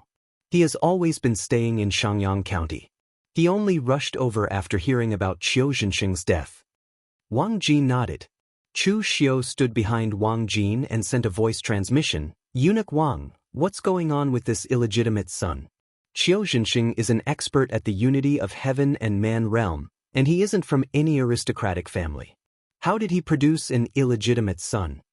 Ordinary wealthy merchants had groups of wives and concubines. For a martial artist of Chiu Jinxing's level and his identity as the Pegasus farm owner, it was not a problem for him to have as many women as he wanted. Moreover, in order to maintain the nobility of their bloodline, ordinary aristocratic families would always find women from aristocratic families of the same level to marry. The children of such aristocratic families would be considered illegitimate children. Chiu Jinxing was a martial artist from a humble background. Of course, the more children he had, the better. How could he have illegitimate children? Wang Jin explained telepathically, "Chiu Jinxing came from a humble background. He's really one of those Jianghu people who work as escorts and horses for others. His wife married him before he made a name for himself. From then on, Chiu Jinxing swore that he would only love his wife for the rest of his life. This has become a legend in the martial arts world of Eastern Qi. Therefore, if Qiu Zhenxing really has an illegitimate child, it's normal for him to raise the child outside because he doesn't want to break his promise to his wife. As she spoke, Wang Jin looked at Fang Zhenqi. Fang Zhenqi also nodded, proving that Qiu Dongmao was indeed Qiu Zhenxing's son. The Imperial Dragon Riders also had their own intelligence channels. If Qiu Dongmao was a fake, he wouldn't have been able to enter the manor. Who are the rest of them? Wang Jin asked. Fang Zhenqi said calmly, they're the Jiangdong 5. They've received Qiu Zhenxing's kindness in the past. This time, they're here to escort Qiu Dongmao, Qiu Zhenxing's only son. They even want to overestimate themselves and avenge Qiu Zhenxing. Fang Zhenqi's words were somewhat sarcastic. Even Eastern Qi had not found out where the murderer was, and these people wanted to avenge him? However, when Chu Xiu heard the name of the Jiangdong 5, he couldn't help but look at them a few more times. The so-called Jiangdong 5 were 5 young heroes from Jiangdong Commandery of Eastern Qi. They imitated the chivalry manner and swore an oath of brotherhood. They were motivated to be chivalrous and help those in need. To a practical person like Chu Xiu, this so-called oath of brotherhood was a little ridiculous, especially when these people imitated the chivalry manner. The chivalry manner was indeed famous in Jianghu. 30 years ago, the 5 swore an oath of brotherhood. 30 years later, the chivalry manner had become one of the 6 gangs of human harmony. However, only those who truly knew the ins and outs of the story would know why the 5 swore an oath of brotherhood only became one. Some of the things that happened were very ironic. At present, the Jiangdong 5 had just begun to show their talents. Therefore, the 5 of them had really become sworn brothers because of the spirit of brotherhood. They had done many chivalrous deeds in the past few years and had a good reputation around Jiangdong Commandery. The nickname of the Jiangdong 5 was given to them by the martial artists of Jiangdong Commandery. However, in the original plot, he knew that these 5 people would eventually fall apart. The inside story was very interesting, and it was enough to make the Jianghu gossip spread for months. The strength of the Jiangdong's 5 heroes was worthy of the title of young elites. Although they could not compare to Chu Xiu, who was ranked on the Longhu leaderboard, they were still considered relatively young. The 5 of them were the leader, Qing Buhui, who was in his 40s. He was in his 40s and had the power of 5 Qi's origin state. He was dressed in coarse clothes and carried an ancient heavy sword on his back. However, his aura was extraordinary. His face was square and resolute, and he was the calmest. The second eldest, profound flowing water, Dong Xiangyi, was nearly 40 years old. He was handsome and had a small mustache. He behaved like a playboy from an aristocratic family. He wore a brocade robe and held a folding fan. His strength was at the 5 Qis collecting in origin state. The third eldest was blood-avoiding sword Lu Tong. He was about 30 years old and had a parallel scar on each side of his face. He looked very awkward and indifferent. He also had the cultivation of 5 Qis collecting in the origin, but he was only in the early stage. The fourth prince, Autumn Moonblade Wu Tiandong, was also in his 30s. He was handsome and wore a white warrior suit with 2 blades at his waist. He was dressed like a Jianghu hero and had the cultivation of the 3-flower realm at one's prominence. The most eye-catching of the 5 was the youngest of the 5, Dancing Willow Returning Wind, Lu Qingqing. She was also the only woman among the 5. Lu Qingqing looked like she was in her early 20s, but she was actually over 30 years old. However, she had entered the 3-flower realm at one's prominence very early, so she still looked young and beautiful. She wore a snow-white gauze dress, but the wide sleeves and waist were tied with a rope to prevent it from affecting her performance during a fight. However, it also revealed her curvaceous figure.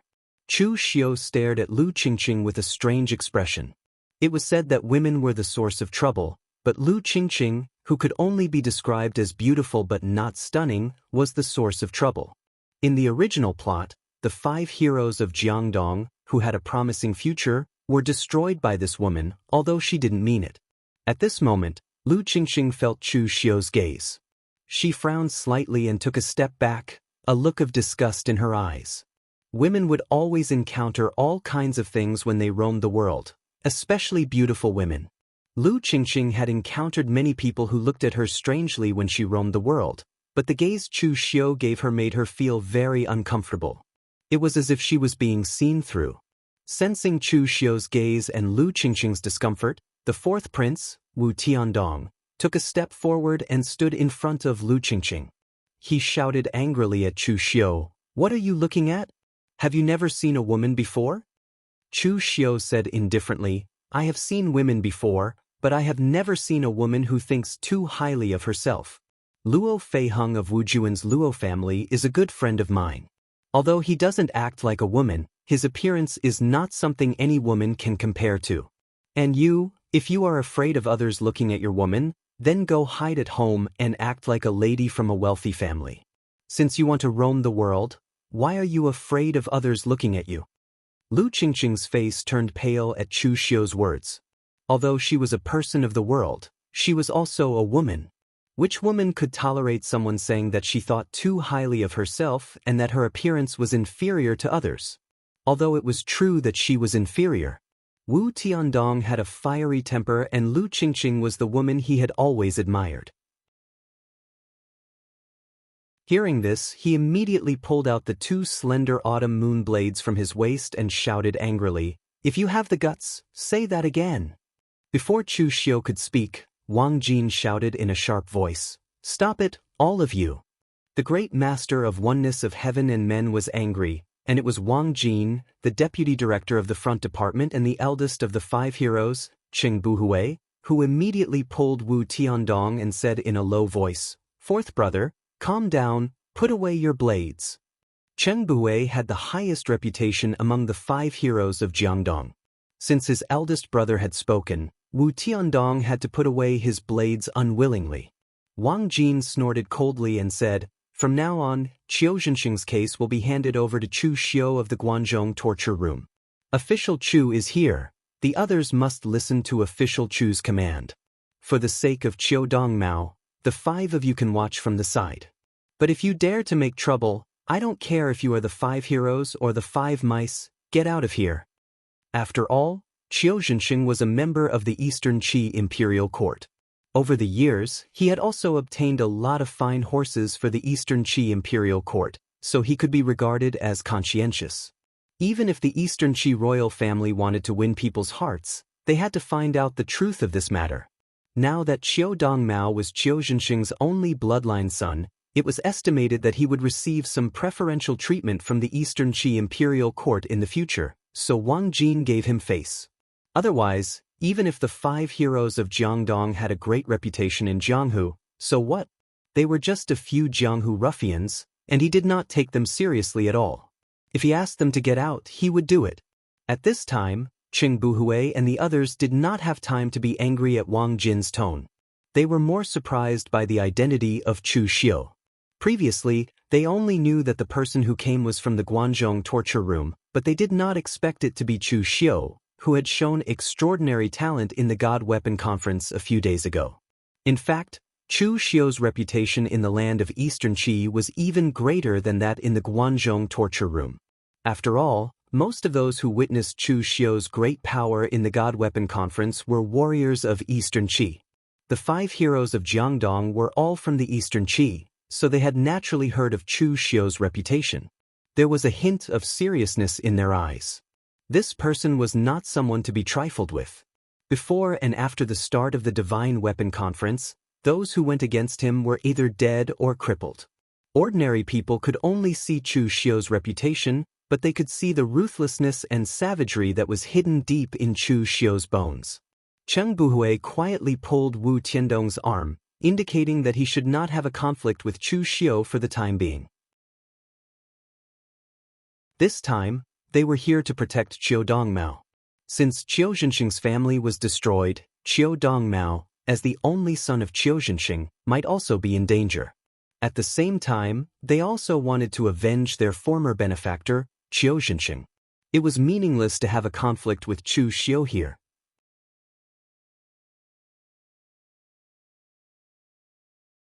Chapter 278. After the scene calmed down, Chu Xiu did not bother with the five people. He directly ordered Chu Xiaoda and the others, Go in and start investigating. Chu Xiaoda and the others nodded and began to enter the various rooms of the manor to investigate the traces and examine the bodies. At this time, Qiu Dongmao said, "Since the people from the Guanzhong torture room are here, can I see my father's body now?" Cheng Bui and the others all stared at Chu Xiu. Although they did not want to have any conflict with Chu Xiu, it would be too much for Chu Xiu to refuse their son's small request to see his father's body. Qiu Zhenxing was their benefactor, and Qiu Dongmao was Qiu Zhenxing's only son. Of course, they had to stand up for Qiu Dongmao. This time, Chu Xiu did not make things difficult for him. He just said faintly, "Sure, but you'd better not touch anything. Otherwise, you won't be able to bear the consequences if you damage the scene." Wu Tiandong snorted coldly, and the others did not dare to refute. They directly brought Qiu Dongmao in to see Qiu Zhenxing's body. The bodies of the Qiu family were placed in an empty room. The Dragon Rider's imperial army had already preserved them in ice coffins. Qiu Zhenxing's appearance was that of a middle-aged man in his 50s. He had stepped into the three-flower realm very late, so his appearance was a little old, but his appearance was still square and imposing. At this time, there were no wounds on Qiu Zhenxing's body, but his face was gray and exuded a strange greenish-black color, which looked very evil. After seeing Qiu Zhenxing's body, Qiu Dongmao seemed to have broken down in an instant. He lay in front of Qiu Zhenxing's ice coffin and cried loudly. He cried as if his heart was broken, and he looked very miserable. On the side, Cheng Buhui comforted him, "Young Master Qiu, our benefactor has passed away. Please restrain your grief. The most important thing now is to find the murderer and kill him to comfort our benefactor's spirit in heaven." Qiu Dongmao nodded sadly, but he still couldn't help but cry. When Chu Xiu saw this scene, he frowned slightly. A strange feeling welled up in his heart, and the source of this strange feeling was autumn and winter. Chu Xiu wasn't a good person, and he didn't mind using the greatest evil to figure out a person. Qiu Dongmao was Qiu Zhenxing's illegitimate child. In fact, according to Qiu Zhenxing's strength and status, Qiu Dongmao was also one of his children. There was no such thing as an illegitimate child. In the end, because of Qiu Zhenxing's vow as Qiu Zhenxing's son, he could stay by his father's side and be carefully taught. In the future, he could even become the heir of the Pegasus farm. With the support of Eastern Qi, he could look into the martial arts world and inherit Qiu Zhenxing's connections. His future was limitless. Qiu Dongmao, on the other hand, could only be left in Shangyang County. Everything he received was pitifully little, and he could only see his father a few times a year. Qiu Zhenxing's eldest son, Qiu Dongning, already had the strength of the inner Qi realm. Qiu Dongmao was obviously over 20 years old, but he was still in the blood condensation realm. The difference was like heaven and earth. If it was Chu Xiu in this situation, he would definitely feel resentment. It should be said that anyone would feel that it was unfair. However, Qiu Dongmao's expression was so sorrowful and sincere. Either he was really a filial person who only cared about the relationship between father and son and didn't care about his own treatment at all. Or Qiu Dongmao was acting, but his acting was very good. He ignored the reasonableness of it. His heartbroken appearance made it seem like his father had died. Even Chu Xiu couldn't find any fault with it. Of course, his father had indeed died. However, compared to the former, Chu Xiu still believed the latter more. Human nature was evil. How many people who grew up in such an environment could have a healthy mentality? At this time, Cheng Zhouhai said lightly, "Young Master Qiu, please step aside. I want to check Qiu Zhenxing's body." As he said that, Cheng Zhouhai took out a small knife. The edge of the knife was still shining with a cold light. Qiu Dongmao's expression changed. "How do you want to check?" Before Cheng Zhouhai could say anything, Chu Xiu said lightly, "Young Master Qiu, how we check doesn't seem to have anything to do with you.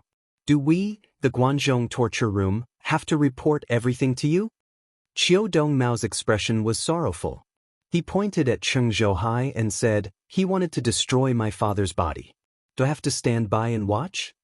At this time, Cheng Buhui pulled Qiu Dongmao to the side and said, "Young Master Qiu, the Guanzhong torture room's methods of checking traces and investigating cases are still trustworthy. With the Guanzhong torture room taking action, I believe we can smoothly find the murderer who killed Father Benefactor. Hearing Qing Buhui's words, Qiu Dongmao stopped talking. He stood aside, but his eyes were fixed on Cheng Zhouhai. Cheng Zhouhai began to check the appearance of Qiu Zhenxing's body skillfully. In the end, he took off the clothes of the body. There was a dark purple palm print on Qiu Zhenxing's chest. This made everyone look at Chu Xiu subconsciously. With the announcement of the Longhu list, some traces of Chu Xiu's martial arts were also written down by the people from Wind's Sweeping Tower. Many people in the Jianghu knew that there was an evil palm technique in Chu Xiu's martial arts. It would leave such a mark on a person's body. Then, the demonic flame would enter the body and burn the person's meridians and internal organs.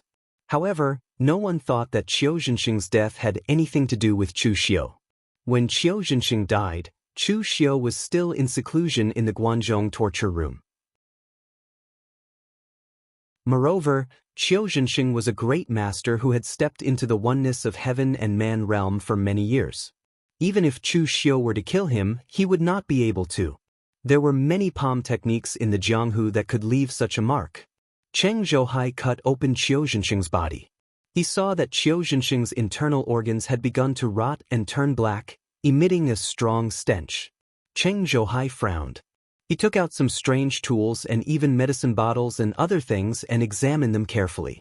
It was not until 15 minutes later that he sewed up Qiu Zhenxing's body again. After examining the other bodies, he finally let out a sigh of relief. Chu Xiu asked, "What's the result?" Cheng Zhouhai said in a deep voice, "The cause of Qiu Zhenxing's death was an expert who used an extremely evil palm force to hit his chest. The palm force directly shattered Cheng Zhouhai's meridians and injured his internal organs. He was killed with one palm strike. There were traces of a struggle on the body. The killer should not be a martial Dao master, but a great master at the oneness of heaven and man realm. However, his strength was stronger than Qiu Zhenxing." Everyone present was stunned. Cheng Zhouhai was talking nonsense. If the killer was not as strong as Qiu Zhenxing, then how did Qiu Zhenxing die? However, Cheng Zhouhai then said, "They were both at the oneness of heaven and man realm, but Qiu Zhenxing died too easily. The killer's palm was the main cause of death, but the secondary cause of death was because Qiu Zhenxing was poisoned by a chronic poison called July begonia, or a kind of spiritual medicine with slight poison. The July begonia is produced in Miaojiang and only blooms under the moonlight in July every year. Its pharmacology is complicated. It can condense true qi and strengthen meridians. It is a good material for refining several kinds of healing medicine. However, if the July begonia is not refined, it is slightly poisonous. Long-term consumption can slowly solidify the meridians in the body. Not only will the person be crippled, but it will also cause the true qi to backfire and there is a risk of serious injury. The reason why Qiu Zhenxing was killed so easily was because there were some traces of solidification in the meridians in his body when he attacked. Therefore, he was a step slower when he attacked. For a martial artist of this level, being a step slower would mean death. In the end, the opponent found an opportunity and killed him with one palm strike. However, the poison in Qiu Zhenxing's body was also very strange. The July begonia is colorless and tasteless. Strictly speaking, it is not even considered a poison. Therefore, poisoning is a subtle process, especially for a martial artist of Qiu Zhenxing's level. As long as he does not attack with all his strength, he will not notice any abnormalities. Moreover, no matter how many July begonia he eats, he will not be backfired by the true qi.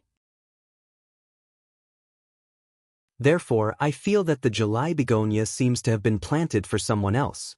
The people in Qiu Zhenxing's manor all have the July begonia's poison in their bodies, especially Qiu Zhenxing's son, Qiu Dongning. He is only at the internal invulnerability realm. His astral qi flows, and his meridians are not too tough.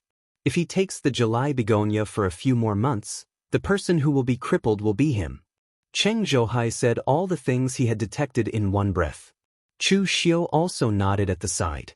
This time, it was also fortunate that Guan Xiu had the foresight to send Cheng Zhouhai and the others. Otherwise, if Chu Xiu came, he would at most be able to see that Qiu Zhenxing was killed by a palm strike. As for the July begonia's poison, he would definitely not be able to see it. Can you see the murderer's background? Chu Xiu asked. Cheng Zhouhai hesitated for a moment, then shook his head and said, I can't see it just from the corpse. The time it took for the attack was too short. Both sides did not even exchange 10 moves before Qiu Zhenxing was killed. Therefore, there were almost no traces left. Furthermore, the traces left behind by the palm strike should not be the signature martial arts of the major sects or rogue cultivators in the Jianghu. It could be a martial art created by someone or opened from an ancient secret box, a martial art that is unknown to outsiders. Furthermore, I feel that the person who poisoned him and the murderer are not the same person. If both sides are the same person, then the other party should be familiar with the July begonia's characteristics. They should know that this medicine can only affect experts of Qiu Zhenxing's level and not directly kill him. In the end, the murderer took the risk of Qiu Zhenxing being discovered. The July begonia in Qiu Zhenxing's body had already accumulated for a period of time before he took action. According to my speculation, the murderer should not know that Qiu Zhenxing was poisoned. Chu Xiu touched his chin. He pondered for a moment and asked, when were Qiu Zhenxing and the others poisoned? Cheng Zhouhai said, about a month ago. However, with Qiu Zhenxing's cultivation, the July begonia's poison would no longer continue to worsen after 10 days. As for the others, the poison in their bodies continues to worsen. Chu Xiu nodded and suddenly turned his head. He asked Qiu Dongmao, young Master Qiu, where were you a month ago?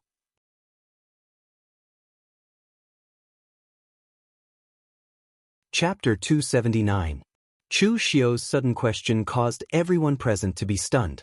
Qiu Dongmao was about to say something. He opened his mouth subconsciously but immediately swallowed it back.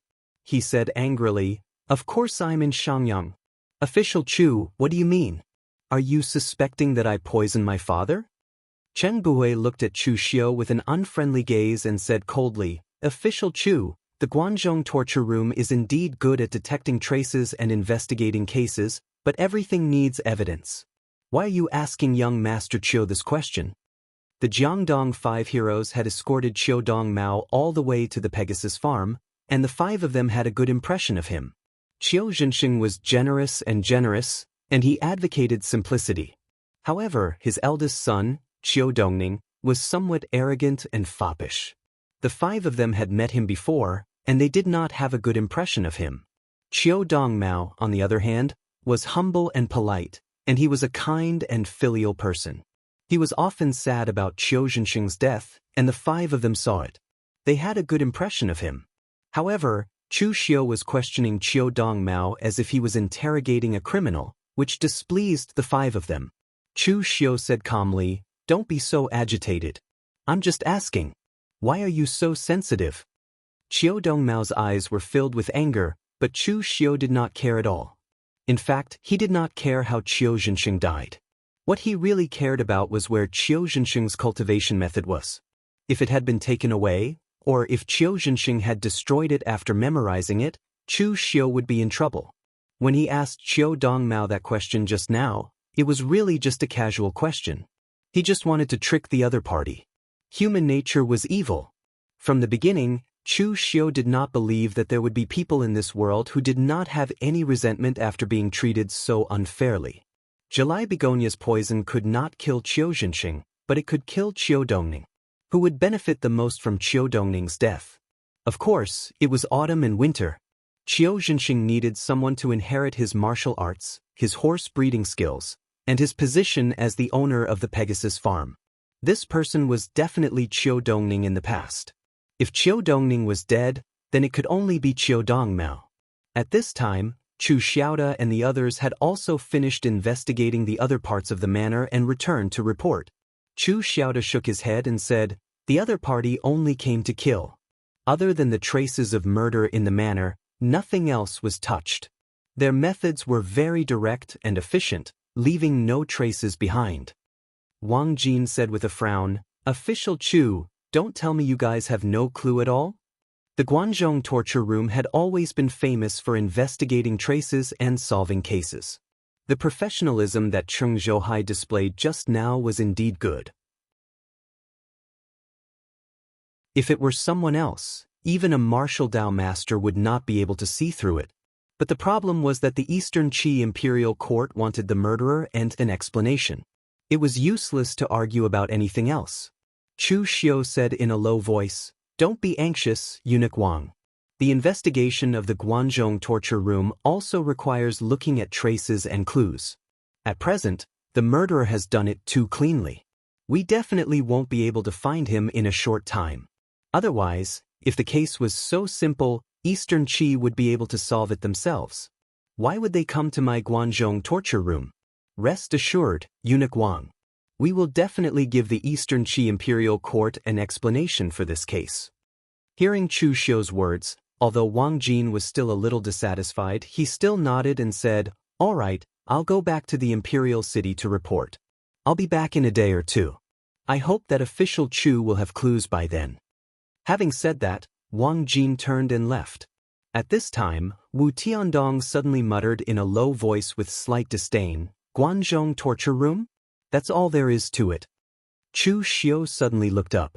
The heavenly demon dance in his hand had already been unsheathed. With a deep demonic aura, it directly slashed at Wu Tiandong. No one present had expected Chu Xiu to suddenly attack. Even Fang Zhenqi was unable to react in time. Wu Tiandong was startled. Instinctively, he held the autumn moon dual sabers in his hands horizontally in front of him. The sabers were like a full moon, bursting with dazzling saber light. However, he was still sent flying by Chu Xiu's saber. He leaned against the wall behind him. His hands couldn't help trembling, and he couldn't even hold the sabers. Cheng Buhui and the other three immediately drew their weapons. Their gang qi exploded around them as they bellowed, "Chu Xiu! What's the meaning of this?" The 5 heroes of Jiangdong were sworn brothers, and they were as close as siblings. Even if the person in front of them was Chu Xiu, who had the Guanzhong torture room as his backing, they still dared to attack him. Chu Xiu put away his heavenly demon dance and said slowly, "If you don't know how to speak, then don't speak. Do you think an idiot like you can slander the Guanzhong torture room? People have to be responsible for their own words and actions. You're already so old, yet you can't even control your own mouth. You must know that disaster comes from the mouth. If your mouth stinks, then don't speak. Do you understand?" Wu Tiandong glared at Chu Xiu. His face was filled with shame and anger. At the same time, there was also a little fear in his heart. He and Chu Xiu were both 3-flower realm warriors, but Chu Xiu's saber just now made him feel a sense of powerlessness. It was a sense of powerlessness that he couldn't resist at all. Fang Zhenqi said coldly, "If the 5 of you continue to cause trouble, then get out of here. And Chu Xiu, you better restrain yourself.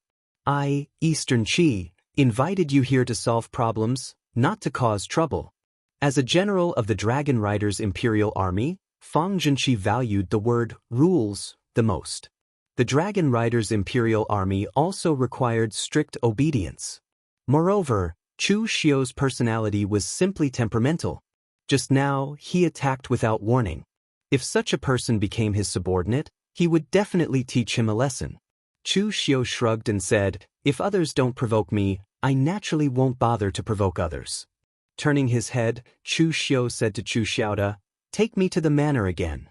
Turn it upside down and see if there are any secret rooms or something like that." Qiu Zhenxing was quite popular in Jianghu, but now he was killed for no reason. There may be some hidden story behind this. Chu Xiaoda nodded and began to search the manor again with Chu Xiu. This time, Qiu Dongmao also followed closely behind Chu Xiu, as if he was worried that Chu Xiu had taken some of Qiu Zhenxing's belongings. In fact, Chu Xiu was indeed looking for traces of that technique, even though he knew that it was unlikely that Qiu Zhenxing would put that technique out in the open. Nowadays, most of the top techniques were engraved on the technique jade slips. This way, it was easier to understand the true meaning of martial arts within. There were also some techniques that were written with special materials on special items, just like the great sorrow of heaven and earth yin and yang that Chu Xiu had obtained. They also contained the true meaning of martial arts. This kind of thing could be found at a glance. The Qiu family's manor was only so big. There were less than 10 houses, and they found nothing after searching all of them. At this time, the sky was almost dark. Chu Xiu and the others were not in the mood to continue investigating, so they bid farewell to Fang Jinqi. However, Qiu Dongmao insisted on keeping vigil for Qiu Jinqing, but he was chased out by Fang Jinqi. As the private army of the Eastern Qi royal family, the Dragon Rider's imperial army could be said to be strict. Even if Qiu Dongmao was Qiu Jinqing's son, he could not stay here alone. The place where Chu Xiu and the others rested was in the Pegasus farm. There were some guest rooms there, so the people of Eastern Qi arranged for Chu Xiu to stay here. In the guest room, Chu Xiu looked at the people around him and said in a deep voice, "Everyone, you know that I am not very good at this. What suggestions do you have for me now?" Zhongping shook his head indifferently. He was from the Criminal Investigations Department, and he only knew how to kill people. It was best not to look for him for other things. Wang Qianping smiled and said, "This time, Hall Master let Official Chu lead the team. I will do whatever Official Chu says." Along the way, Wang Qianping behaved in an extremely low-key manner. He did whatever Chu Xiu asked him to do. He did not overtly agree but covertly disobeyed, as if there was really no grudge between him and Chu Xiu. However, Chu Xiu would not be fooled by him. This guy was like a smiling tiger. When they first met, he had already dug a trap for Chu Xiu. Who knew what he was planning now? The only people present who were willing to help were Chu Xiaoda and Cheng Zhouhai. The two of them looked at each other, and Cheng Zhouhai said, "This case is really a bit tricky. First of all, from the corpses and the traces of fighting, there are pitifully few clues. There is no clue at all. This clue has been cut off. Moreover, Qiu Jinqing's reputation in the pugilistic world is really good. It is almost impossible to find any enemies. Even if there is a grudge occasionally, it is not to the extent of killing people. In fact, he does not even have the ability to kill people. The two most important results have been cut off. Even if we use the stupidest method, which is to investigate Qiu Jinqing's enemies one by one, we can't do it." The few people present looked at Chu Xiu. Although Chu Xiu was not good at these things, Chu Xiu was the one leading the team this time. If the case was not completed, Chu Xiu's responsibility was greater than theirs. It was impossible for him to stay out of it. Chu Xiu pondered for a moment and said, "I don't know much about this, but I only know that any pugilistic world killing can't escape two words, hatred and profit. Qiu Jinqing has almost no enemies, so we might as well guess that the other party killed him because of profit. Qiu Jinqing must have touched someone's profit, which was why he was killed." The traces on Qiu Jinqing's corpse during the day also showed that the person who poisoned him and the person who killed him were two different people. It is obvious that the person who wanted to kill Qiu Jinqing suddenly had the idea. If we do the opposite and ignore the clues in the manor, we will go outside to see where he has been and what he has done during this period of time. I reckon we will gain something. Cheng Zhouhai thought about it and said, "This is feasible. We can give it a try. Now that the clues are cut off, we can only do this." After the plan was made, everyone rested for the time being.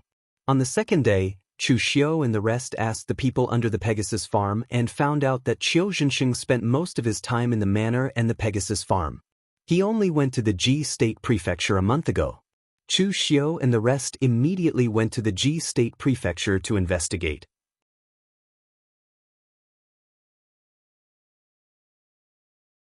Chapter 280. If one were to talk about who was the most well-informed in a prefecture, it would definitely be the local tyrant in the prefecture. Chu Xiu vaguely remembered that the Ji Province Prefecture's Purple Cloud restaurant was the local tyrant, the 5 Yuan Gang's business. Hence, after arriving at the Ji Province Prefecture, Chu Xiu went straight to the Purple Cloud restaurant. At this time, in the Purple Cloud restaurant, the 5 Yuan Gang's hall master, Smiling Tiger, Han Kuei, was playing with a 9-dragon coin in boredom. Some time ago, during the God Weapon Convention, the Purple Cloud restaurant's business was booming. Even though the fight between Chu Xiu and the disciples of Sword King City had destroyed a floor of the Purple Cloud restaurant, the Purple Cloud restaurant still made a lot of money. Now, it was much more deserted. At this time, a few people stepped into the Purple Cloud restaurant. When Han Kuei saw the face of the person opposite him, he trembled violently. The 9-dragon coin in his hand also fell to the ground. Why did this killing god appear here? Although Han Kuei was shocked, he still put on a flattering smile on his face. He walked over and said, "Why did official Chu come to my Purple Cloud restaurant again?" Chu Xiu said with a faint smile, "You don't welcome me?" Han Kuei hurriedly said, "Absolutely not. I'm more than happy that official Chu can visit my small Purple Cloud restaurant. Official Chu and the rest, please go upstairs. I'll go prepare a banquet for you." Chu Xiu waved his hand and said, "There's no hurry. I came today to ask you something." Han Kuei immediately said, "Official Chu, if there's something you want to ask, this lowly one will definitely tell you everything he knows." "This isn't the place to talk. Let's talk somewhere else," Chu Xiu said. After Han Kuei found a quiet guest room, Chu Xiu asked, "Do you know the Pegasus Ranch's owner, Qiu Zhenxing?" Han Kuei's eyes revealed a hint of understanding. He said, "Of course I do. Official Chu, are you here for this case this time?" Qiu Zhenxing was very famous in Eastern Qi. Now that he was killed, the Ji province prefecture was so close to the Pegasus Ranch, so of course they got the news immediately. Thinking of Chu Xiu's identity in Guanzhong torture room, Han Kuei easily guessed that he should have been invited by the Eastern Qi Imperial Court to investigate this case. Chu Xiu said, "Qiu Zhenxing came to the Ji State Prefecture some time ago. I want to know what Qiu Zhenxing did there and who he met. The more detailed, the better." Han Kuei's mouth moved. Just as he was about to say something, Chu Xiu said coldly, "Don't refuse, and don't make excuses." Han Qing was to say something.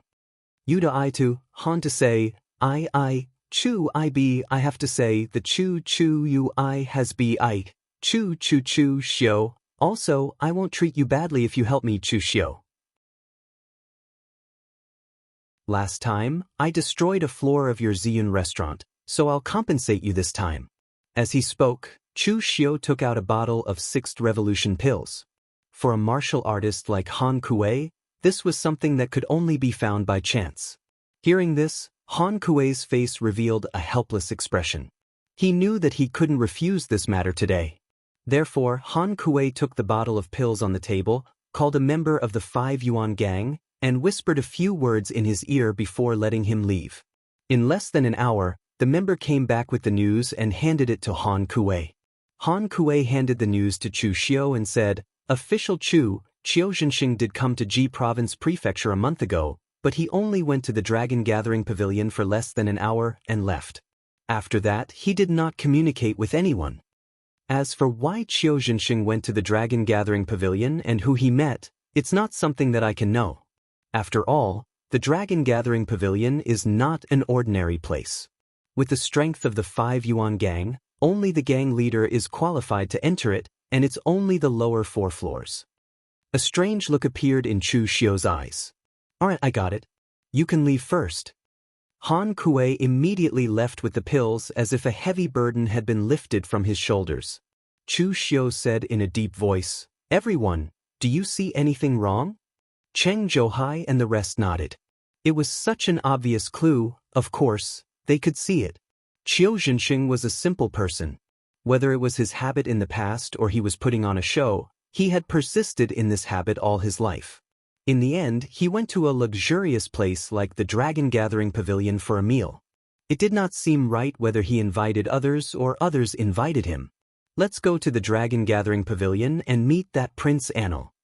At this time, Prince Anil, Jianghu, was standing on the 9th floor of the Dragon Gathering Pavilion, looking down at the Ji State Prefecture below.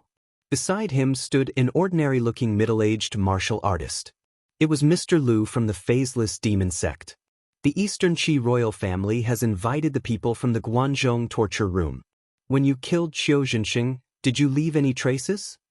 Jiang Wenyuan suddenly asked.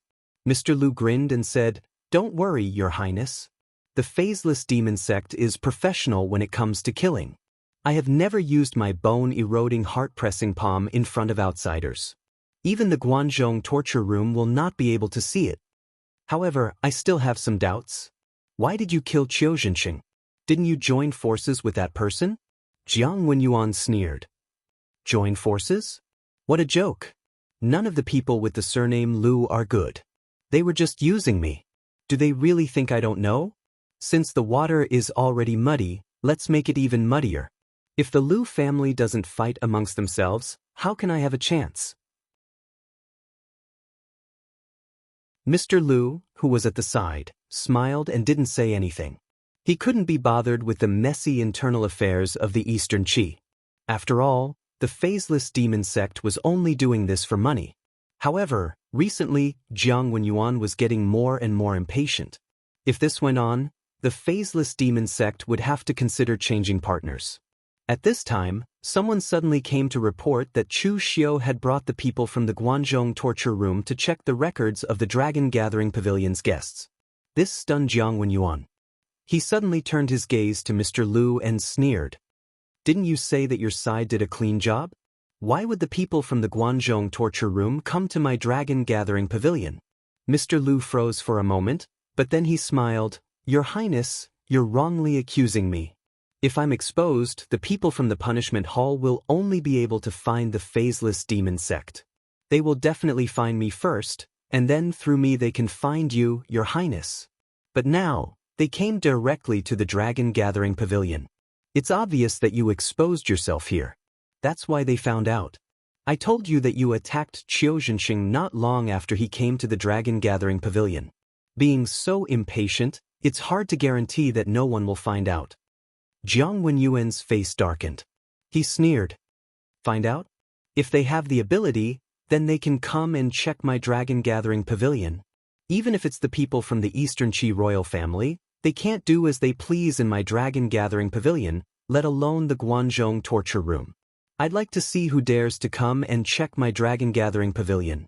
At this time, on the first floor of the Dragon Gathering Pavilion, several warriors from the Dragon Gathering Pavilion were blocking the first floor, confronting Chu Xiu and the others. These people were all Jiang Wenyuan's followers.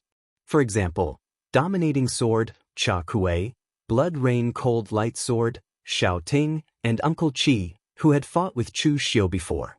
They were all people that Chu Xiu was familiar with. There were countless warriors watching from the side. There had never been anyone who dared to cause trouble in the Dragon Gathering Pavilion in recent years.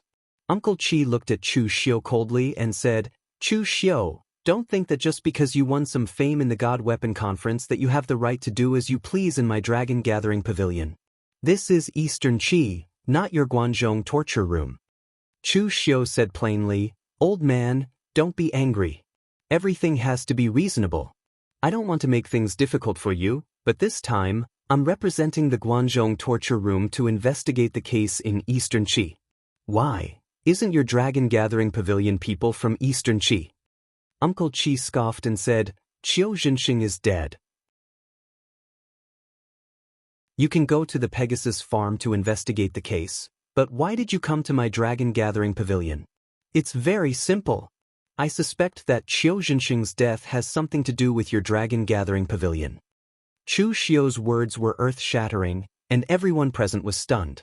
Because in their impression, the Dragon Gathering Pavilion had nothing to do with Qiu Zhenxing from the Pegasus farm.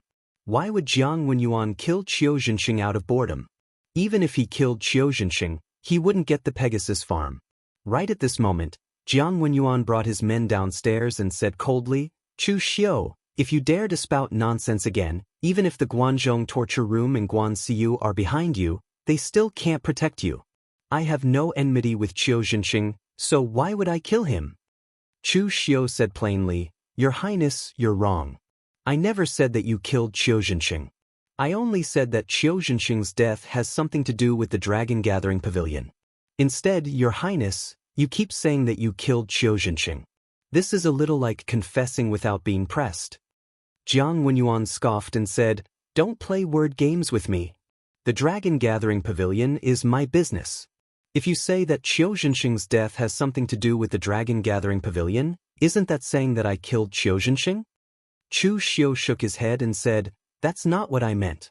It's just that according to reliable information, Qiu Zhenxing came to your Dragon Gathering Pavilion a month ago, and in the end he was killed a month later. This is exactly what I want to investigate. Jiang Wenyuan flicked his sleeves and said with a cold smile, What a joke! There are countless martial artists that come and go to my dragon gathering pavilion on a daily basis. Who in the pugilistic world knows if they're dead or alive tomorrow? If they die, could it be that they're going to blame it on my dragon gathering pavilion? Chu Xiu took a step forward and said in a low voice, "Everyone in the world knows that Qiu Zhenxing's character is simple. As a Heaven-Man Unity Realm great expert, he himself only lives in a small manner. In the end, a month ago, Qiu Zhenxing suddenly came to your dragon gathering pavilion, this place to squander money. Now, I'm very curious who Qiu Zhenxing came to your dragon gathering pavilion to see. Now, I want to check the guest records of your dragon gathering pavilion. This shouldn't be too much, right?"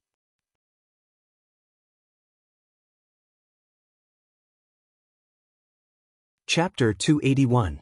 Chu Xiu's words caused Jiang Wenyuan's expression to change slightly.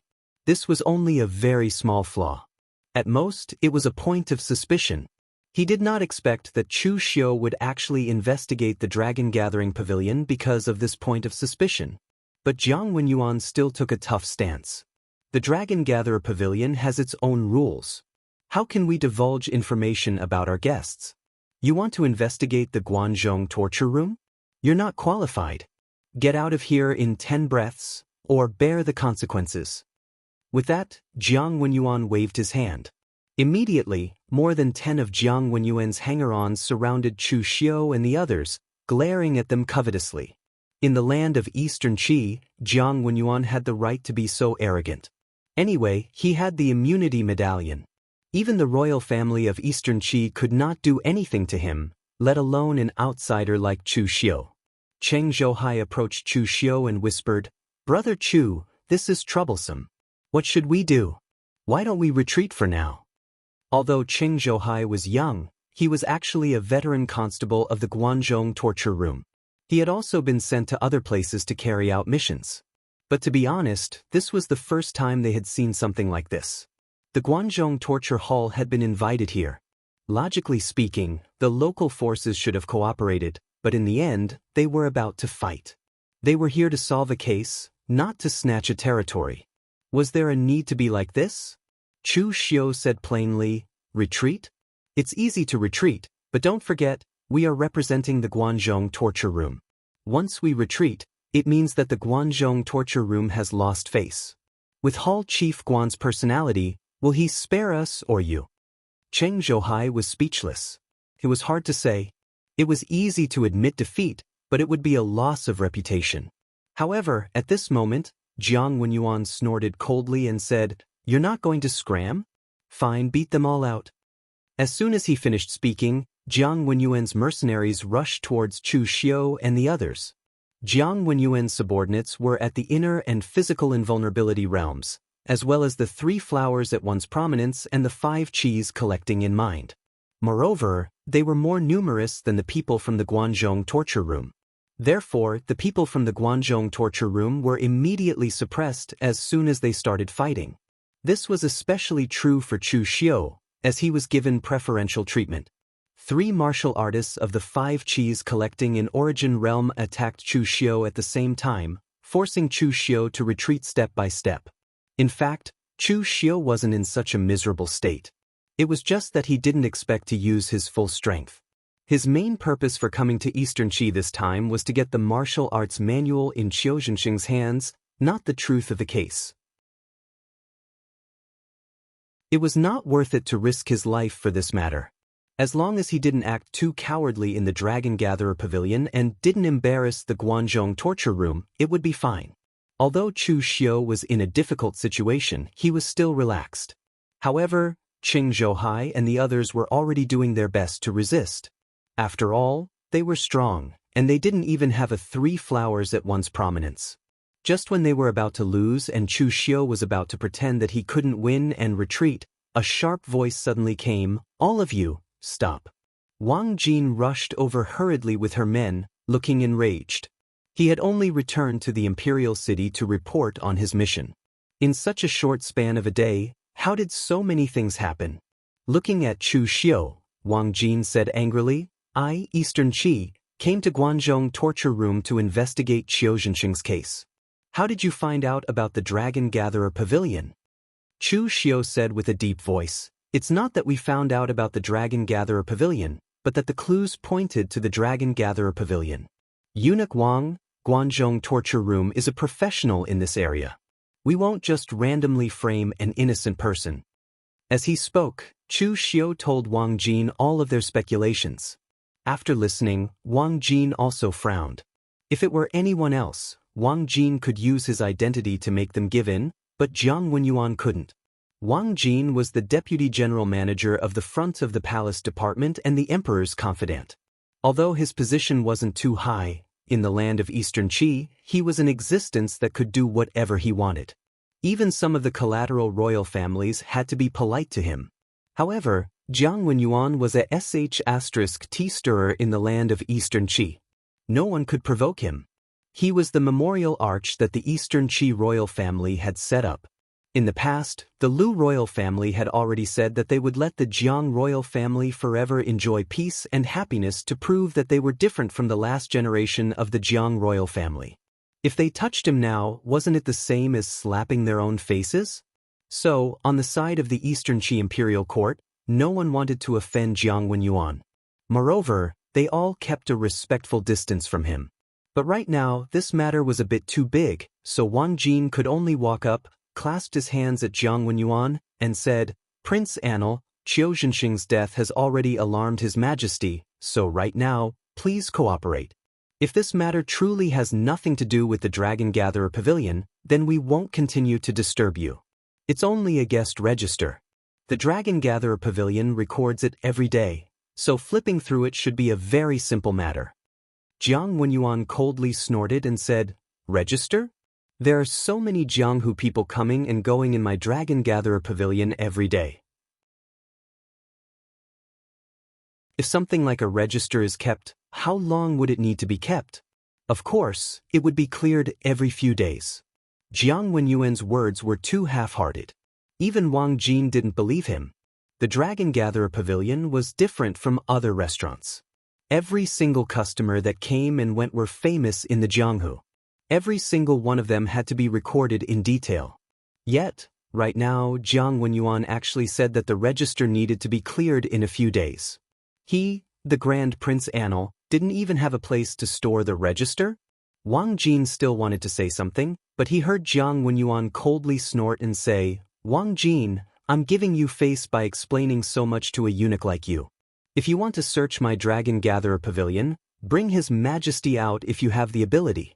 Or else, even if the general manager of the front palace department, Zhang Rang, comes, he still won't be able to enter my Dragon Gatherer Pavilion."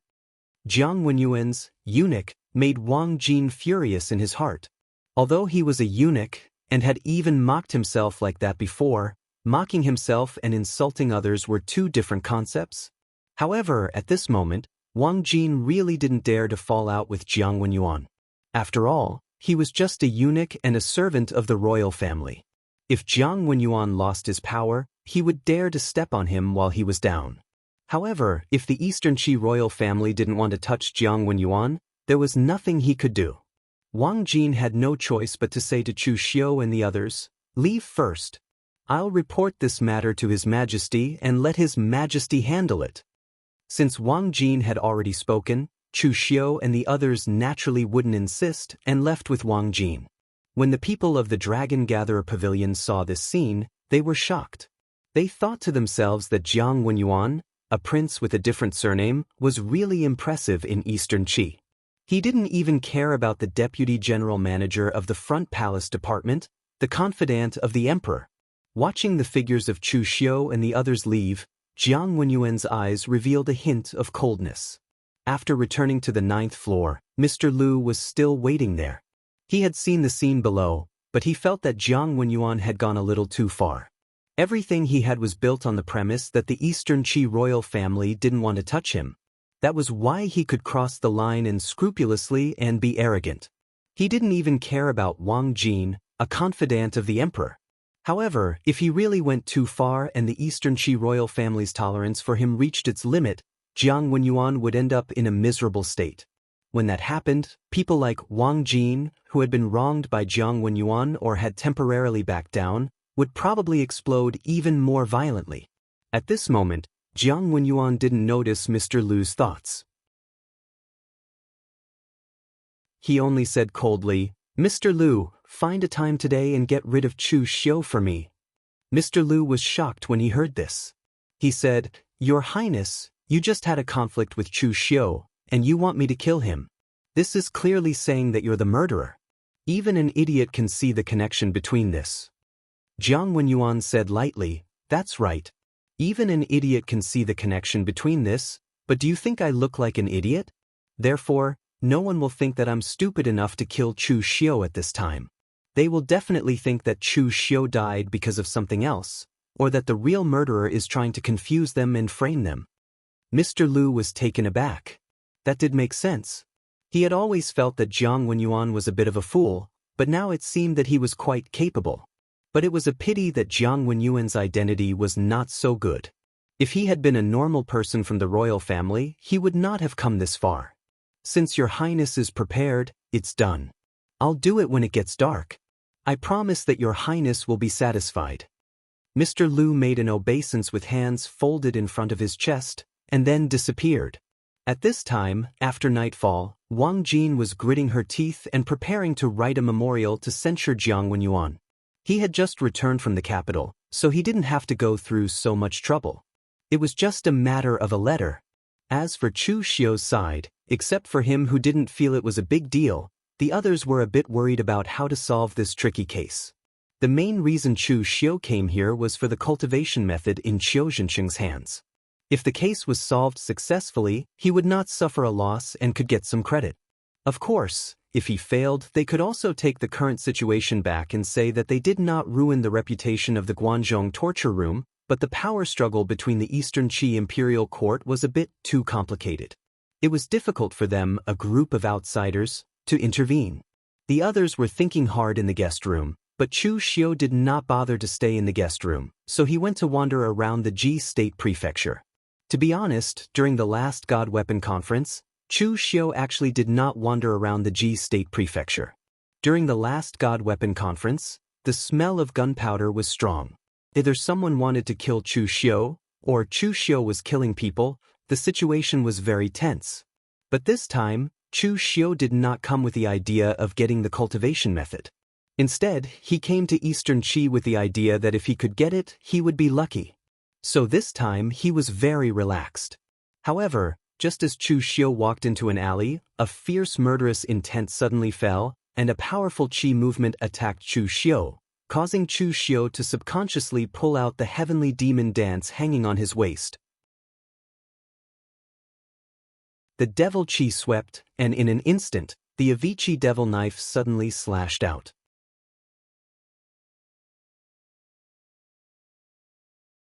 Chapter 282. For Chu Xiu, who had cultivated the art of extinguishing heaven and destroying earth soul shifting and the fast and slow 9 words formula, it was not easy to sneak up on him.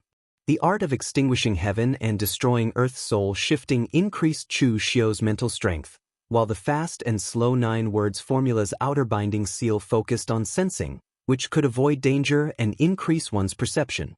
With these two techniques, it was almost impossible for warriors of the same level to sneak up on Chu Xiu. Even warriors who were a level higher than him couldn't do it. Of course, if it was a warrior who was much stronger than him, Chu Xiu couldn't do anything, just like what was happening now. The person who suddenly attacked was extremely powerful, and Chu Xiu only sensed the murderous intent after the other party had already attacked, so he hurriedly attacked with the 3 blades of Avicii. A monstrous demonic aura swept out, and with a loud bang, Chu Xiu immediately felt an extremely evil palm force blow him away.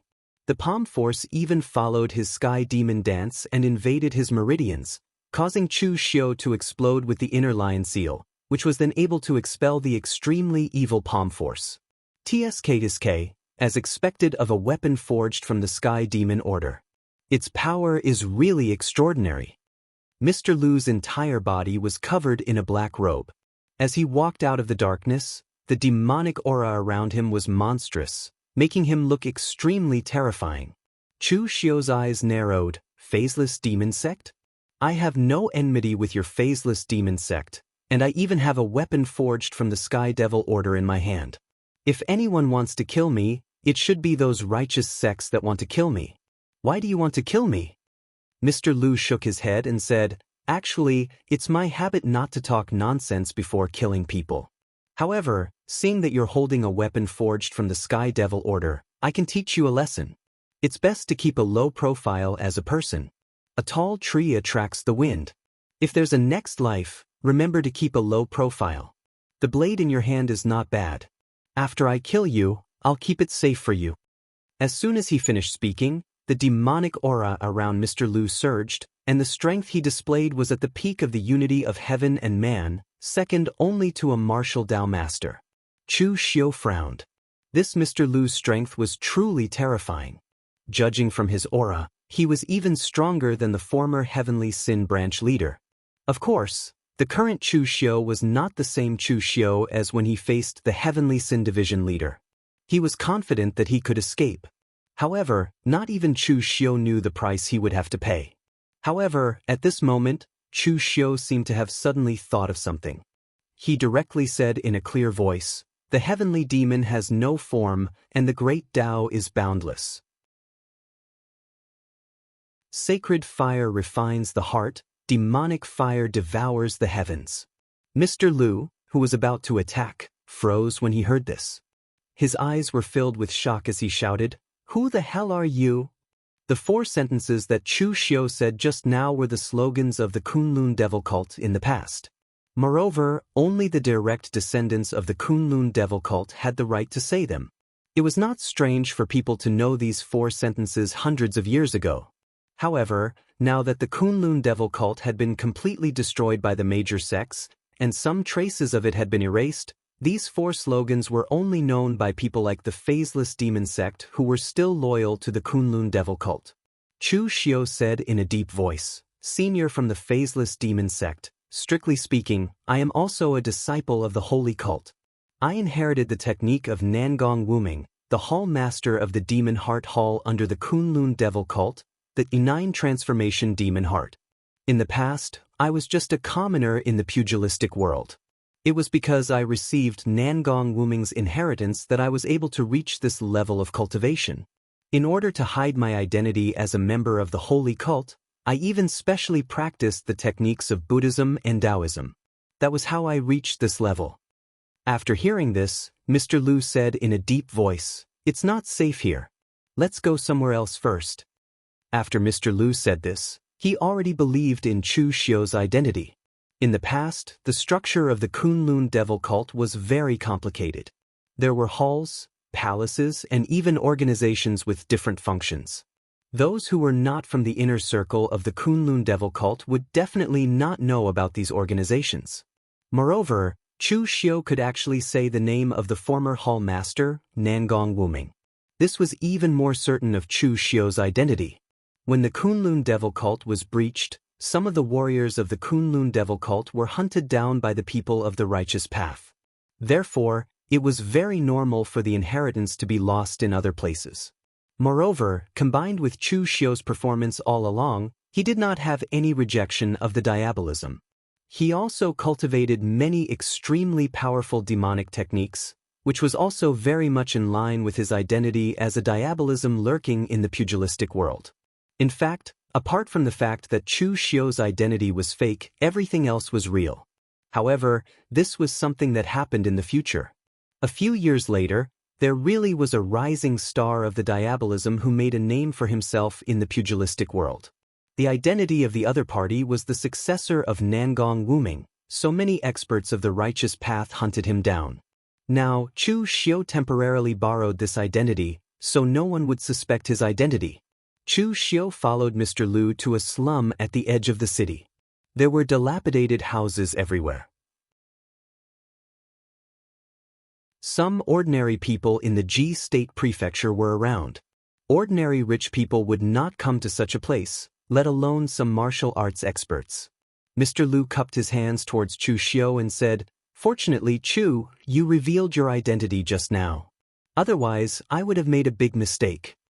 Mr. Lu's attitude towards Chu Xiu was very polite. He basically treated Chu Xiu as an equal. He had already determined that Chu Xiu was the successor of the Kunlun devil cult, and he was a member of the phaseless demon sect. In the past, he was only a vassal sect of the Kunlun devil cult, so according to the rules, he was even lower than Chu Xiu. However, now that the Kunlun devil cult was gone, even the people of the phaseless demon sect would not adhere to the tradition like before. Chu Xiu also said, "Senior, don't worry about it. My identity is also extremely sensitive, so I don't dare to easily expose it in the pugilistic world. Previously, during the God Weapon Conference, I actually wanted to communicate with the seniors of the phaseless demon sect. However, at that time, things were urgent, so I didn't make it in time." Mr. Lu nodded and said, "People of the Saint sect are now being chased by everyone. If our identity is discovered by those righteous sects, it will be very troublesome. It's always good to be more cautious. Moreover, your move to join the Guanzhong torture room is very clever. The Guanzhong torture room is between the imperial court and the pugilistic world, and also between the righteous and demonic sections. Even if you use some demonic techniques, it won't matter. If it were any other place, it wouldn't be so easy to pass." Chu Xiu nodded and asked, "Senior, who was it that wanted to kill me just now? I have no enmity with the phaseless demon sect, so it definitely wouldn't be the phaseless demon sect that wanted to kill me." Although the phaseless demon sect was currently cooperating with Jianghu, it was only a cooperation. However, now that Mr. Lu had determined that Chu Xiu was from the Kunlun devil cult, Chu Xiu was truly on his side. One was just a collaborator, while the other was on his side. Was there a need to ask who would choose between the two? Therefore, Mr. Lu sold Jianghu out without a second thought. Mr. Lu said directly, "The person who asked me to kill you is the Prince of Peace, Jianghu." As soon as he said that, a strange look appeared in Chu Xiu's eyes. He really didn't expect that Jianghu would actually send someone to kill him just after he had a conflict with him in the day. Jianghu shouldn't be able to make such an idiotic decision. However, in the end, Jianghu made such a seemingly idiotic decision, which could clear his suspicions. Previously, Chu Xiu always thought that Jianghu was an idiot who insisted on courting death. Now, it seemed that this guy wasn't stupid, but just too stubborn. He just had to use his cleverness in the impossible. The phaseless demon sect is working with Jianghu? Chu Xiu asked. Mr. Lu nodded and said, "We've been working together for a long time. The formation that we laid outside the Mirror Lake Manor was made by Jianghu's subordinates. So many of us from the phaseless demon sect were able to sneak into the Mirror Lake Manor because of Jianghu's help. You know the reputation of our saint sect. It's a bit sensitive, and most of the time, we can only act in the dark and low-key. The sects that are willing to work with us can be counted on one hand. Jianghu is ambitious, and for his ambition, he can disregard everything. Working with our phaseless demon sect is nothing. Just now, I told you to act in a low-key manner, not to mock you, but because your high-profile actions have already attracted Jianghu's attention. That's why he is determined to kill you. That guy is a madman now. Even I can't guess what he's going to do now." After listening to Mr. Lu's words, Chu Xiu also reflected in his heart. It seemed that he had indeed been a little high-profile recently.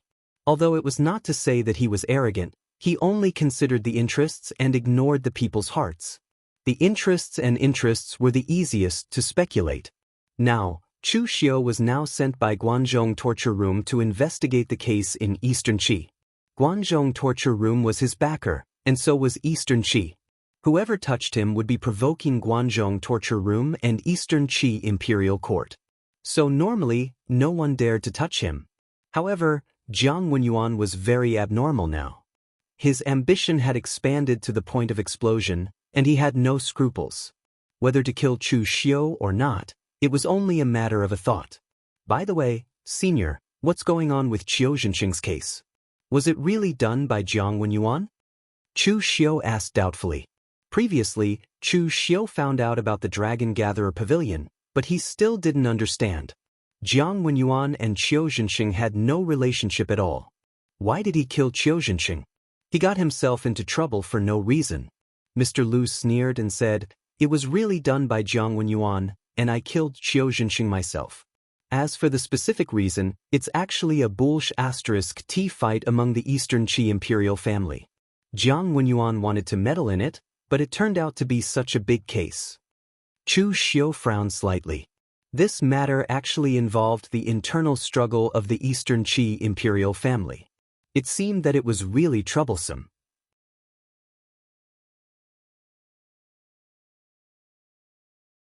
Chapter 283.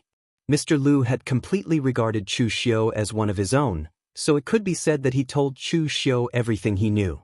He directly told Chu Xiu about the cause and effect of the matter. The founding emperor of Eastern Qi, Lu Haochang, was not the most famous emperor of Eastern Qi, nor was he the most outstanding emperor, but he was the emperor with the most difficult background. The previous emperor of Eastern Qi died early in an accident and did not leave an heir, causing internal strife in the royal family of Eastern Qi. It could be said that rivers of blood flowed. In the end, even some forces of the Eastern Qi imperial court were involved, which caused some of the power of Eastern Qi to be greatly damaged. In the end, a great ancestor of the royal family of Eastern Qi, who had been cultivating in seclusion for many years, personally intervened, and only then did the matter completely calm down. The result was that Lu Haochang, who had low cultivation talent and relatively mediocre abilities, was chosen from the many direct descendants of the royal family to be the emperor. And the first thing that Lu Haochang did when he just inherited the throne was to have sons, and he worked hard to have sons. The previous emperor had learned a lesson from his mistakes. He had no children, which led to the instability of the throne, and it could be said that he was harming others and himself. As a result, Lu Haochang did nothing for so many years, and his greatest achievement was that he had more than 30 sons, and now he had easily lived to the age of 80, but he had no intention of abdicating the throne. Lu Haochang was mediocre in ability, but his sons were not mediocre, especially those who were ranked at the top. The current case of Qiu Zhenxing originated from the struggle between the crown prince of Eastern Qi and the second prince. Lu Haochang had been on the throne for a little too long. Although he had appointed the crown prince long ago, it had indirectly given some opportunities to the other princes, especially Lu Longguang, the second prince of Eastern Qi, whose ambition and ability were no less than that of the crown prince, had long wanted to replace him. Because of the second prince's domineering attitude, the crown prince felt a sense of crisis and kept searching for allies in Eastern Qi. Jianghu Yuan was one of the crown prince's allies. The other was a hall master of the White Tiger Hall. In the end, the hall master was unexpectedly killed not long after agreeing to the crown prince's request. This caused the crown prince to change his target in a hurry and set his eyes on the Pegasus Farm's owner, Qiu Zhenxing. A month ago, when Qiu Zhenxing went to the Dragon Assembly Pavilion, the people he invited were the crown prince's people. They wanted to rope Qiu Zhenxing into the crown prince's side, but they were rejected by Qiu Zhenxing. Later on, the crown prince secretly investigated Qiu Zhenxing and accidentally found out that Qiu Zhenxing had secretly contacted the second prince. To be fair, the Pegasus Farm was very important to Eastern Qi, but Qiu Zhenxing himself was not. After all, Qiu Zhenxing was just a warrior in the realm of oneness of heaven and men. A warrior in this realm was considered a great master in Jianghu and a respected existence. But in the entire Eastern Qi imperial court, he could only be regarded as the backbone force.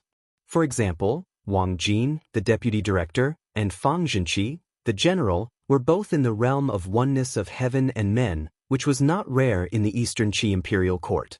Therefore, even though he knew that Qiu Zhenxing had turned to the second prince, the crown prince did not want to kill Qiu Zhenxing.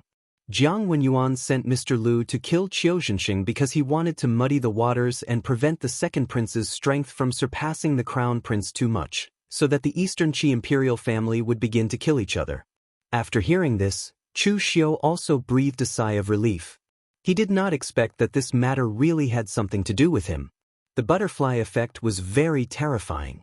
If the hall leader of White Tiger Hall had not died, the crown prince would not have thought of recruiting Qiu Zhenxing, and naturally, this series of events would not have happened. Speaking of which, Qiu Zhenxing had died because of him. This was really a joke of fate. However, at this time, Chu Xiu suddenly thought of something. He asked, "By the way, when you fought with Qiu Zhenxing, did you feel that there was something wrong with him?" After the autopsy in Guanzhong torture room, I found that Qiu Zhenxing had been poisoned by July begonia before. Mr. Lu said with a smile, "Of course I found out. Although Qiu Zhenxing was born in the wilderness, he was not a nobody. I thought it would take some effort to kill him, but I didn't expect it to be so easy. I thought it was Jiang Wenyuan who did it secretly, but later I found out that it was not Jiang Wenyuan's means." Chu Xiu nodded. This matter was really as Qing Zhouhai had predicted. The person who poisoned Qiu Zhenxing and the person who killed him were not the same person. It seemed that there were still some secrets behind this. Mr. Lu asked, "I killed him, and now Jiang Wenyuan wants to kill you. What are you going to do?" Chu Xiu said in a deep voice, "Senior, don't worry. This matter will not involve the phaseless demon sect. In fact, this matter has nothing to do with the phaseless demon sect. In fact, if Jiang Wenyuan didn't kill me this time, I wouldn't care about him. When the matter is found to be related to Jiang Wenyuan, it will involve the battle between the Crown Prince and the Second Prince, so I don't have to care about it. But this time, Jiang Wenyuan wants to kill me. If I let him go, he might want to kill me a second time." In the land of Eastern Qi, Jiang Wenyuan was an extremely special existence. Although he was still courting death, it was undeniable that the power that Jiang Wenyuan could use was not ordinary. Now that he was working with the phaseless demon sect, he could use the phaseless demon sect to help him, but in fact, Jiang Wenyuan also had great experts in the oneness of heaven and man realm under his command, and there was more than one. Mr. Lu said, "Since you have the idea, it's fine. As a member of the Holy Church, if you need my help, you can contact me at any time. Don't be shy. And if your identity is exposed in the Guanzhong torture room, don't be afraid. You can come to the phaseless demon sect. Although the Holy Church has been destroyed, the people of the Holy Church are still here. They will not let you have no place to stay." Chu Xiu cupped his hands and said, "Thank you, Senior." Mr. Lu shook his head and said, "You're welcome. Now that the Holy Church has fallen to this point, not to mention that you are a direct descendant of the Holy Church, even if you want to join the phaseless demon sect halfway, the phaseless demon sect will treat you the same way." As he spoke, Mr. Lu pointed at the place behind Chu Xiu, and a mysterious look appeared in his eyes. He said in a low voice, "There's a little mouse behind us. His ability to hide is not bad, and even I was almost fooled. Do as you see fit." After saying that, Mr. Lu directly left. A strange look appeared in Chu Xiu's eyes. His body moved, and the internal binding seal burst out. His speed was extremely fast, and in the blink of an eye, he was already in a small alley behind him. What appeared in front of him was Chu Xiaoda, who had a look of panic on his face and was ready to escape at any time. At this moment, Chu Xiaoda could be said to be extremely regretful. He regretted that he had to come over to watch out of curiosity. Previously, when Chu Xiu was strolling around the Ji State Prefecture, Chu Xiaoda was actually doing the same. However, he did not deliberately follow Chu Xiu, but he accidentally saw Chu Xiu's back. At that time, Chu Xiaoda was just about to say hello to Chu Xiu, but in the end he saw Chu Xiu quickly leaving with a black shadow. Chu Xiaoda was puzzled, and directly followed. He was Chu Simo's adopted son, but in reality he did not cultivate many Western region techniques. He only obtained one technique by accident, and it could increase his speed and conceal his aura. It was because of this technique that he could secretly hear so many things not far away from Mr. Lu and Chu Xiu. However, the things that Chu Simo heard were a little too shocking.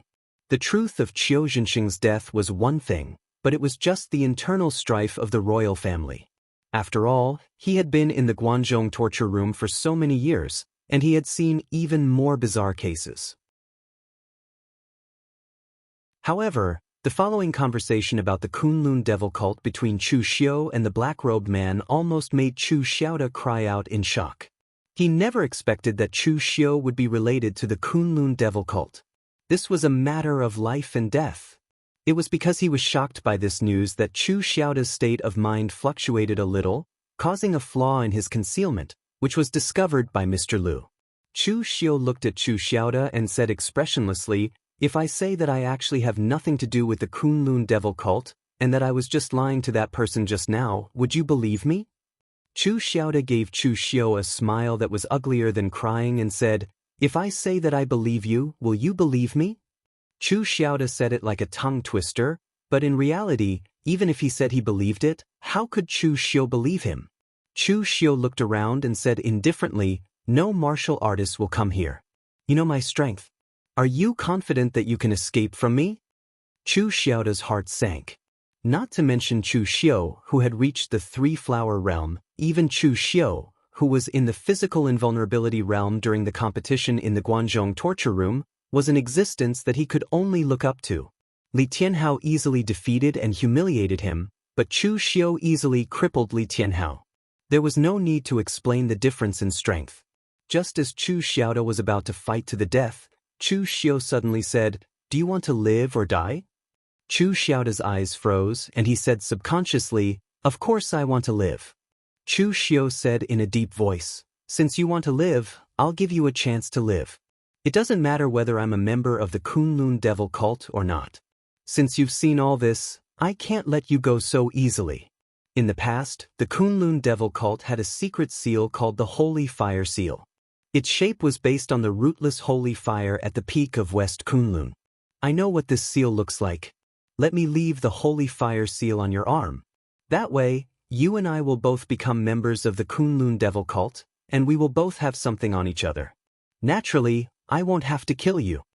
Chu Xiaoda's expression suddenly changed when he heard this, and he said angrily, "If you do this, won't I become your slave, Chu Xiu?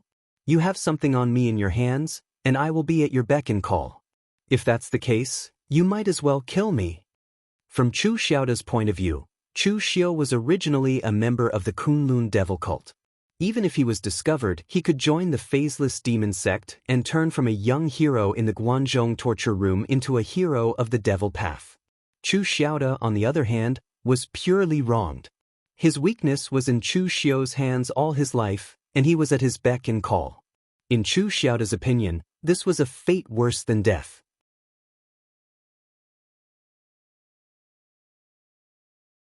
Chapter 284.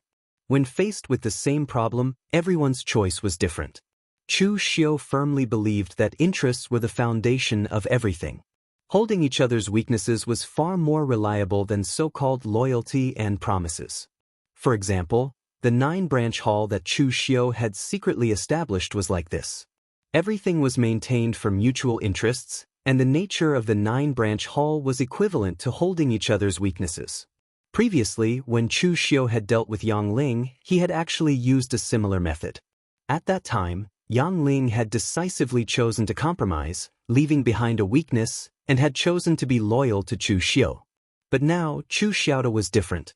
He would rather be killed than to be Chu Xiu's lackey in his next life and be controlled by Chu Xiu. His personality was much more unyielding than Yang Ling's. Looking at Chu Xiu frowned slightly.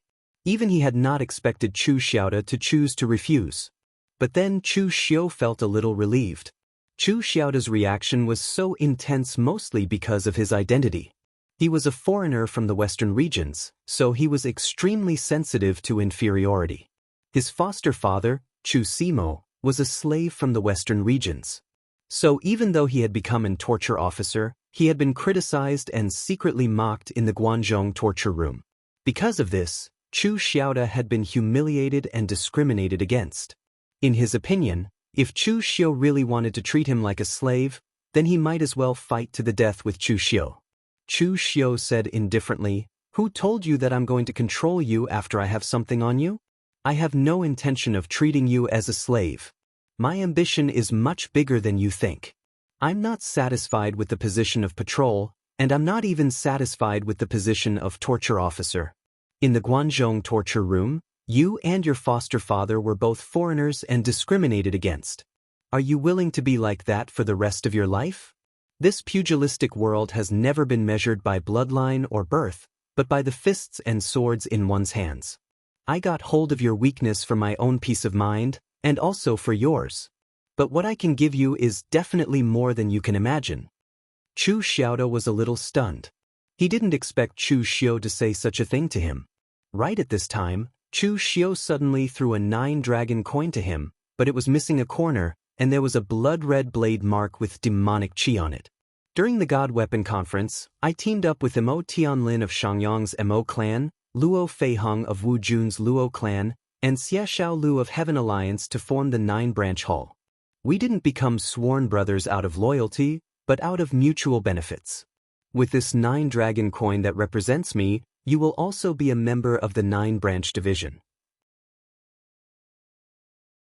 As long as you are willing to pay the price in the future, Mo Tianlin and the others will help you at crucial times. Is this gift big enough? Chu Xiaoda held the 9-dragon coin, and a trace of shock appeared in his eyes. Be it Mo Tianlin or Xie Xiaolu, they were both in the top 20 of the Longhu roll. Each of them was an elite disciple from a large family, and some were even the strongest of the younger generation in their respective factions. Even Chu Xiao was the most outstanding person in the Guanzhong torture room. There was no need to mention how terrifying the faction formed by these people was. Any one of them would have a shocking influence. But now, he could actually use certain benefits to exchange for their help. This was something that Chu Xiaoda didn't even dare to think about in the past. After all, with his strength, under normal circumstances, he wouldn't even be able to touch Mo Tianlin and the others. Holding the 9-dragon coin, Chu Xiaoda asked hesitantly, "Is what you said true?" Chu Xiao said indifferently, "Why would I lie to you? You can take this 9-dragon coin and go to the Shangyang County to find Mo Tianlin of the Mo family. Ask him to help me investigate Qiu Dongmao." Chu Xiaoda asked doubtfully, "Why investigate Qiu Dongmao? That kid is a bit dishonest. I suspect that the poison in the bodies of the Qiu family members has something to do with him," Chu Xiao said in a low voice. Mr. Liu had already said that he came to kill. Qiu Zhenxing's death had nothing to do with the cultivation method he obtained. It was completely the result of him choosing sides too early and Chu Xiao bringing about the butterfly effect. Since that was the case, the cultivation method must still be in the Qiu family. But now that the Qiu family members were dead and only Qiu Dongmao was alive, who else would Chu Xiao investigate if not him? Chu Xiaoda's face showed a trace of struggle, but he still silently put the 9-dragon coin in Chu Xiao's hand into his bosom. If he did not agree, he would die. If he agreed, he would live. Most importantly, he would live better than he was now. There was no need to say what Chu Xiaoda should choose. In the Guanzhong torture room, Chu Xiaoda did not even have a close friend among the warriors of the same generation. Just like Li Tianhao, he had looked down on Chu Xiaoda with a look of mockery and ridicule. As for people like Qing Zhouhai and Zhong Ping, although they did not look down on Chu Xiaoda, they still did not want to have anything to do with him. If he joined Chu Xiao's so-called 9-branch hall, he would be able to get support from Chu Xiao in the Guanzhong torture room. Outside the Guanzhong torture room, he would also be able to get support from more people. An exchange of benefits was always more reliable than anything else. Seeing Chu Xiaoda's action, the corner of Chu Xiao's mouth curled into a smile. Just like what he said to Chu Xiao before, he was very ambitious. Roping in Chu Xiaoda was nothing. Among the younger generation of the Guanzhong torture room, Chu Xiaoda's strength was not considered outstanding. However, Chu Xiao's real target was Chu Simo, who was supporting Chu Xiaoda. Chu Simo and Chu Xiaoda had a very close relationship. They were almost no different from biological sons. It was far from the relationship of a disciple and a subordinate. As long as Chu Xiao roped in Chu Xiaoda, Chu Simo would almost definitely stand on his side. After making his decision, Chu Xiaoda let Chu Xiao imprint the sacred fiery seal on his arm. After reading the plot of his previous life, Chu Xiao naturally knew what the Kunlun Devil cult's sacred fiery seal looked like. Now that the real Kunlun Devil cult had not recovered, Chu Xiao did not mind using the Kunlun Devil cult's banner first. After imprinting the sacred fiery seal on Chu Xiaoda also knew that he would probably be tied to Chu Xiao's chariot for the rest of his life. Therefore, he immediately changed his identity and asked Chu Xiao, "How are you going to deal with Jiang Wenyuan's matter? After all, the one who killed him is a member of the phaseless demon sect." You can't possibly betray your own people in exchange for evidence. Chu Xiu said lightly, Jiang Wenyuan has already gone crazy. We don't need evidence to deal with him. In the past, no matter how much trouble Jiang Wenyuan caused, the Eastern Qi imperial family only treated his actions as small trouble and did not take it to heart. Even if Jiang Wenyuan had recruited a martial arts grandmaster, the Eastern Qi kingdom would not have been afraid, let alone the fact that the Eastern Qi kingdom had no lack of martial arts grandmasters. But now he has dug his own grave. He even dared to intervene in the struggle between the Eastern Qi imperial family. This was already a big taboo. It would be strange if the Eastern Qi imperial family did not kill him. This time, the Guanzhong torture room is only here to complete the mission. As long as the Eastern Qi imperial family is satisfied with this result, our mission is considered completed. I don't need evidence that he killed Qiu Zhenxing. I only need evidence that he colluded with the crown prince and tried to provoke the internal strife of the Eastern Qi imperial family. In Chu Xiu's view, he had completed the mission.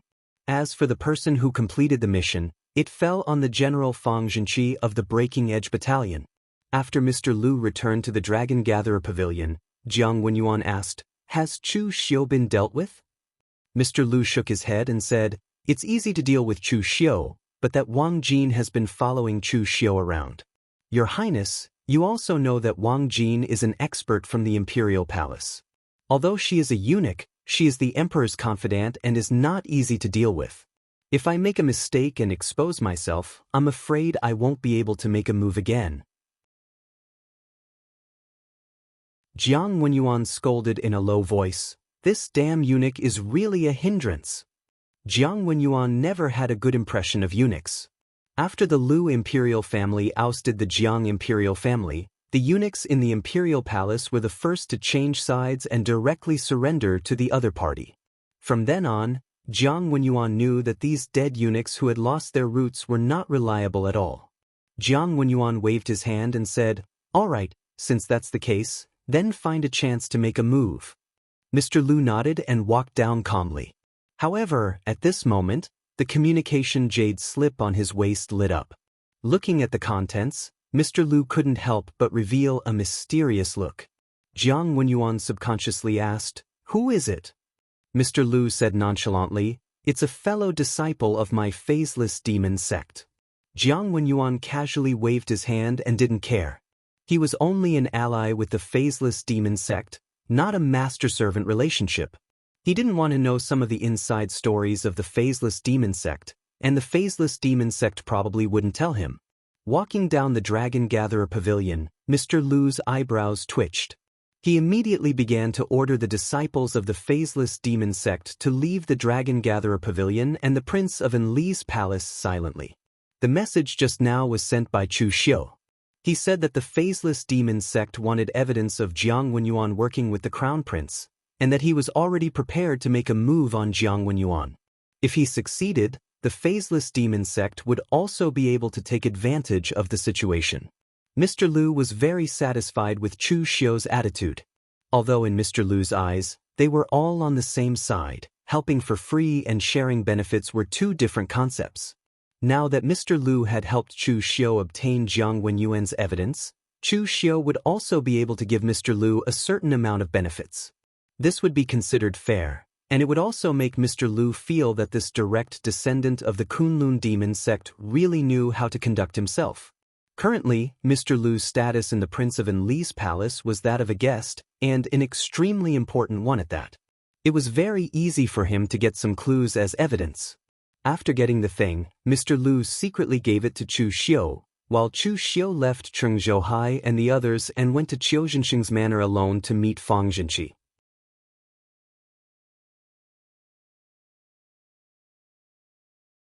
Chapter 285. In Qiu Zhenxing's case, Fang Zhenqi's performance was very normal. He had been following the orders of the royal family of Eastern Qi and was a loyal character. But Chu Xiu had guessed from the beginning that General Fang was actually on the second prince's side. Chu Xiu's cheapskate father and a few other Imperial Guard soldiers who had died in the Chu clan were all from the Vanguard Battalion. 20 years ago, they had already begun to gather treasures for the second prince.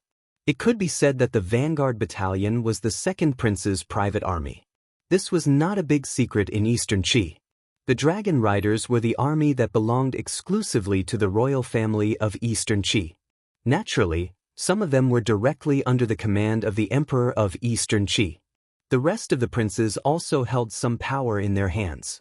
At present, the second prince's influence in Eastern Qi was 30% stronger than that of the crown prince.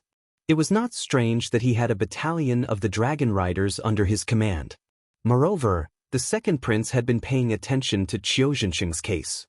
Qiu Zhenxing had already pledged his allegiance to him, but now Qiu Zhenxing had died an unnatural death in a strange way. The second prince, of course, had to pay attention to this kind of thing at all times. He was responsible for himself, and he also wanted to let the others who had pledged their allegiance to him see that those who followed him, whether dead or alive, would be accounted for. When Chu Xiu arrived at the manor, he found that Qiu Dongmao and the 5 freaks of Jiangdong had not left. They were still guarding outside. Seeing Chu Xiu coming, the 5 freaks of Jiangdong did not have a good attitude toward Chu Xiu. Chu Xiu was cruel and ruthless. They did not have a good impression of him in the first place. Moreover, Chu Xiu had attacked Wu Tiandong, which made them even more hostile. However, Chu Xiu had no intention of competing with them. He directly entered the manor. Before leaving, he gave Qiu Dongmao a deep look, which made the latter's hair stand on end. Only then did he enter the manor. He asked a dragon rider to take him to see Fang Zhenqi. As soon as he opened the door, Fang Zhenqi said in a deep voice, "Is there any progress in the case?" Chu Xiu didn't answer the question and said directly, "I want to see the second prince." Fang Zhenqi frowned and asked, "What do you mean?" Chu Xiu said, "Of course it's just the literal meaning. I've found a lot of interesting things. Strictly speaking, the death of Qiu Zhenxing was implicated by the second prince. Don't you want to know?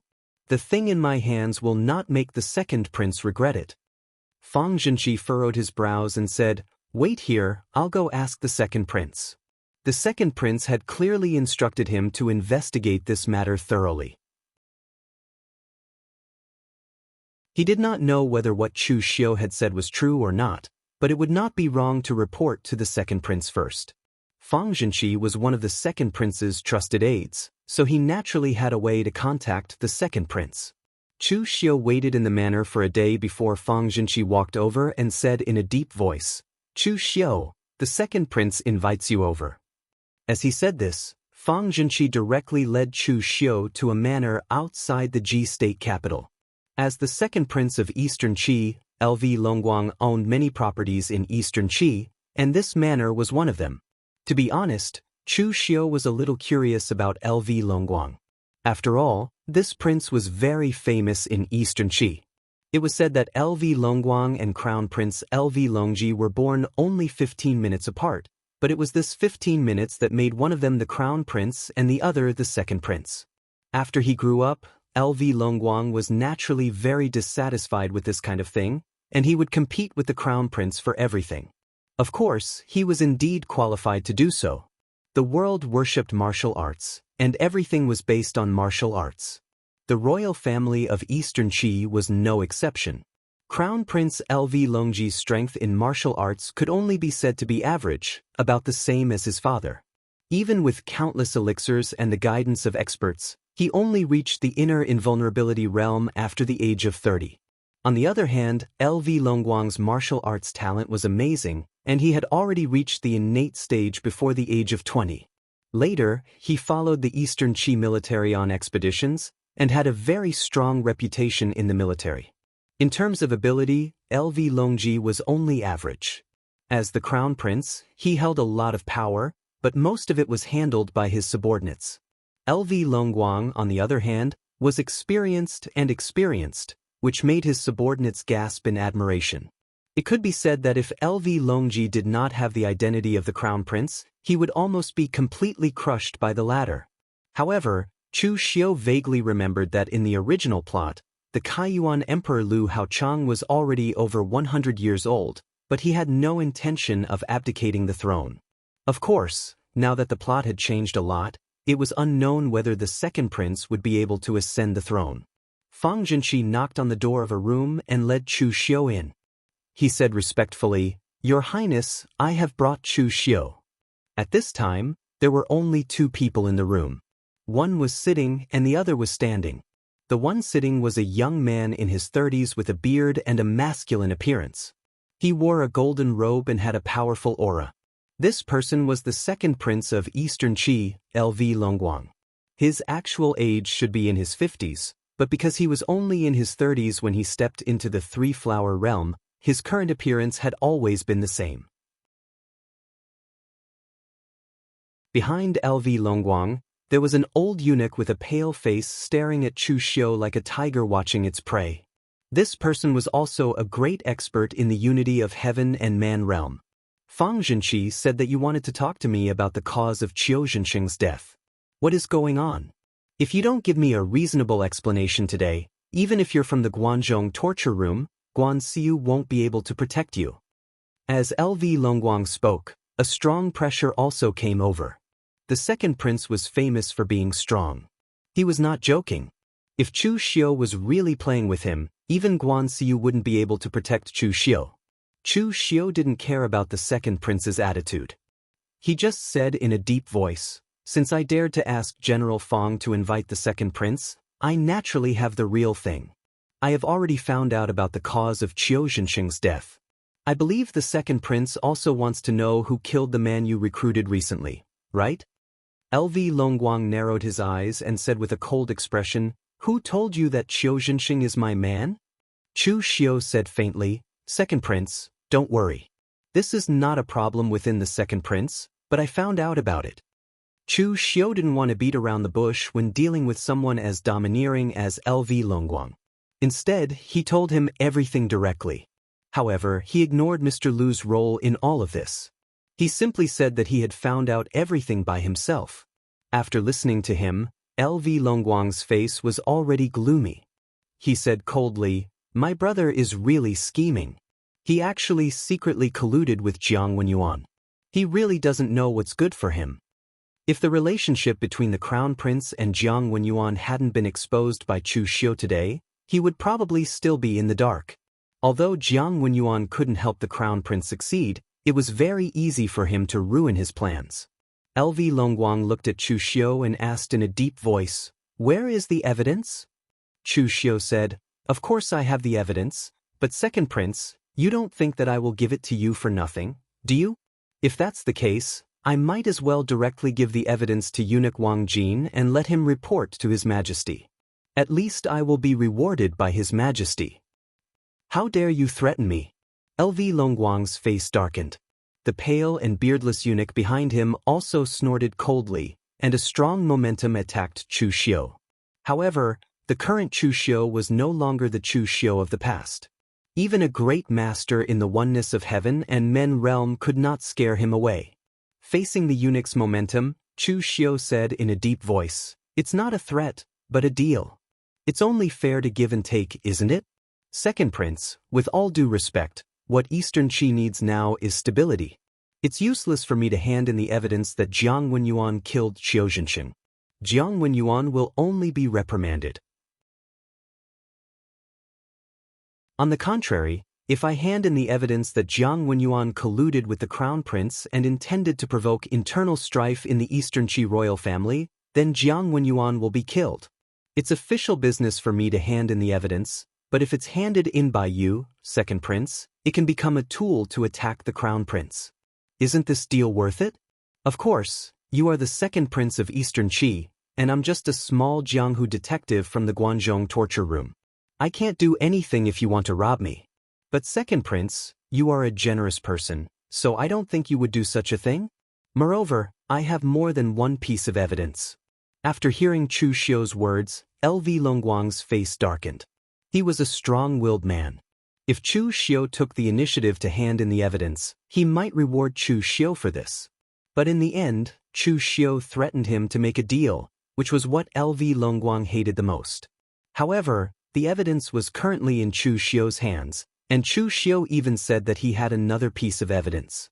If he were to snatch it by force, it would be hard to say whose hands that piece of evidence would end up in. Although LV Longguang didn't know whether what Chu Xiu said was true or not, he urgently needed this evidence to make his brother, the crown prince, look bad. So he temporarily swallowed his anger and said coldly, "Say it, what do you want?" A strange look appeared in Chu Xiu's eyes as he said, "I heard that your royal highness has the heaven-extinguishing earth-obliterating oblivion-killing fist from the great sorrow of yin and yang of heaven and earth. What I want is this technique." In the original plot, there were only a few martial arts in the great sorrow of yin and yang.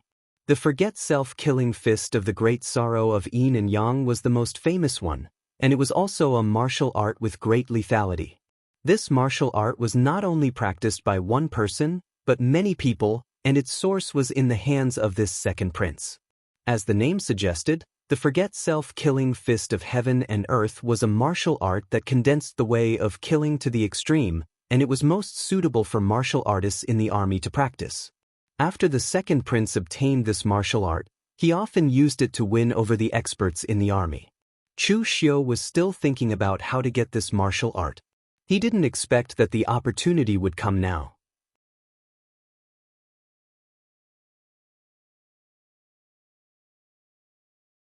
Chapter 286. Heaven and Earth Intersecting Yin-Yang Sorrow Fu was a demonic cultivation technique that no one had gathered in the original storyline. But now, Chu Xiu had already gathered 4 of them. Adding the heaven-extinguishing earth-annihilating forgetful self-killing fist, it would be 5. He was one step closer to combining the 7 demonic cultivation techniques.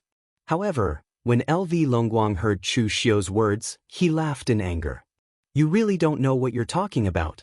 That is one of the heaven and earth intersecting yin-yang sorrow fu. Just this one alone is at the 7th transformation level. Even under me, only those who have made great contributions will be taught this technique. You want a 7th transformation cultivation technique from this king with just this bit of evidence? Chu Xiu, you really don't know how to write the word greedy." Chu Xiu said indifferently, "Your Highness, there's no need to be angry. I've said it before, this is just a deal. Since your Highness feels that the evidence isn't worth it, then how about I add in the heaven and earth intersecting yin-yang sorrow fu, heaven extinguishing earth annihilating great purple yang hand? Although the power of the heaven and earth intersecting great purple yang hand is inferior to the heaven extinguishing earth annihilating forgetful self-killing fist, but with this evidence, it should be enough, right?" Chu Xiu had already used the heaven and earth intersecting great purple yang hand many times. There was information on it on the Dragon Tiger list, so it wasn't a secret. Moreover, the might of this palm technique was slightly insufficient for the current Chu Xiu, so it was just right for him to trade. Chu Xiu wasn't afraid that others would learn his cultivation technique. The same cultivation technique would have slight differences between people. The most important cultivation technique was the heaven and earth intersecting yin-yang sorrow fu. It was very special. Only by combining all 7 cultivation techniques would it have the power to shock heaven and earth and make ghosts and gods weep. Taking it out alone would only be considered not bad. Right now, the only person in the pugilistic world who had the qualifications to gather all 7 cultivation techniques was probably Chu Xiu, so he wouldn't be at a disadvantage if he took one out for a deal. A strange look appeared in LV Longguang's eyes. The sorrowful poem of heaven and earth conquering yin and yang had been famous in Jianghu for many years. It had been famous since ancient times. He was lucky enough to obtain one, but he didn't cultivate it because the heaven-extinguishing earth-annihilating selfless killing fist was too ferocious. A single punch would reach the realm of selfless killing and condense killing intent to the extreme. A moment of carelessness would cause one to be devoured by the killing intent. Therefore, only the experts in the army who had experienced countless bloody battles and experienced hundreds of battles under his command could initially control it. As the second prince, LV Longguang had plenty of top-notch techniques he wanted. There was no need for him to cultivate this kind of demonic technique. Moreover, he had never intended to collect the complete set of the yin and yang sorrowful poem. Since that was the case, trading with Chu Xiu was not considered a loss. It was acceptable. LV Longguang snorted coldly and said, "This time, I will agree to your request. However, You must remember that there are not many people in this world who are qualified to negotiate with me." As he spoke, LV Longguang stretched out his hand. The old eunuch behind him took out the heaven-extinguishing earth-annihilating selfless-killing fist from a secret space box and threw it to Chu Xiu. This was the original version. Of course, LV Longguang had many copies in his hands. Chu Xiu also threw the evidence and the heaven-extinguishing earth-annihilating great purple sun palm to the old eunuch. After the old eunuch received the cultivation technique, he carefully checked it. Chu Xiu said, "Don't worry, there are no problems with the cultivation technique. I wouldn't dare to cheat your highness. Since your highness is willing to trade with me this time, I won't be stingy. When you want to make a move on Jianghu, your highness can get General Fong to inform me. Count me in." LV Longguang played with the jade ring on his thumb and looked at Chu Xiu with a smile that wasn't a smile. "You're so kind as to help me?" Chu Xiu smiled and said, "Your highness is wise. Actually, during the God Weapon Conference, I already had a grudge with Jianghu. I, Chu Xiu, am not a magnanimous person. Now that I have the opportunity, I won't hit him while he's down. Do you think I'll help him in his hour of need?" LV Longguang's eyes revealed a look of interest. In the end, he said indifferently, "Sure. When it's time to make a move on Jianghu, I will get Fang Jinqi to inform you." "Thank you, your highness." After cupping his hands, Chu Xiu left. After Chu Xiu left, LV Longguang asked in a deep voice, "Eunuch Li, what do you think of Chu Xiu?" The eunuch standing behind LV Longguang pondered for a moment and said, "He's bold and decisive. He's greedy and self-interested.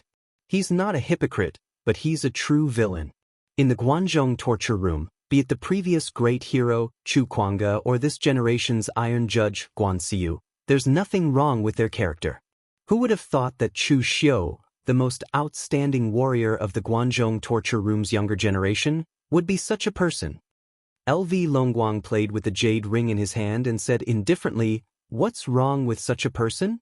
A stubborn person like Guan Xiu isn't easy to deal with. What's wrong with being greedy? This king likes greedy people." If a person isn't greedy, how can this king subdue him? Forget it, let's not discuss Chu Xiu for now. I'll bring the evidence to father. This time I'll make my good brother lose face.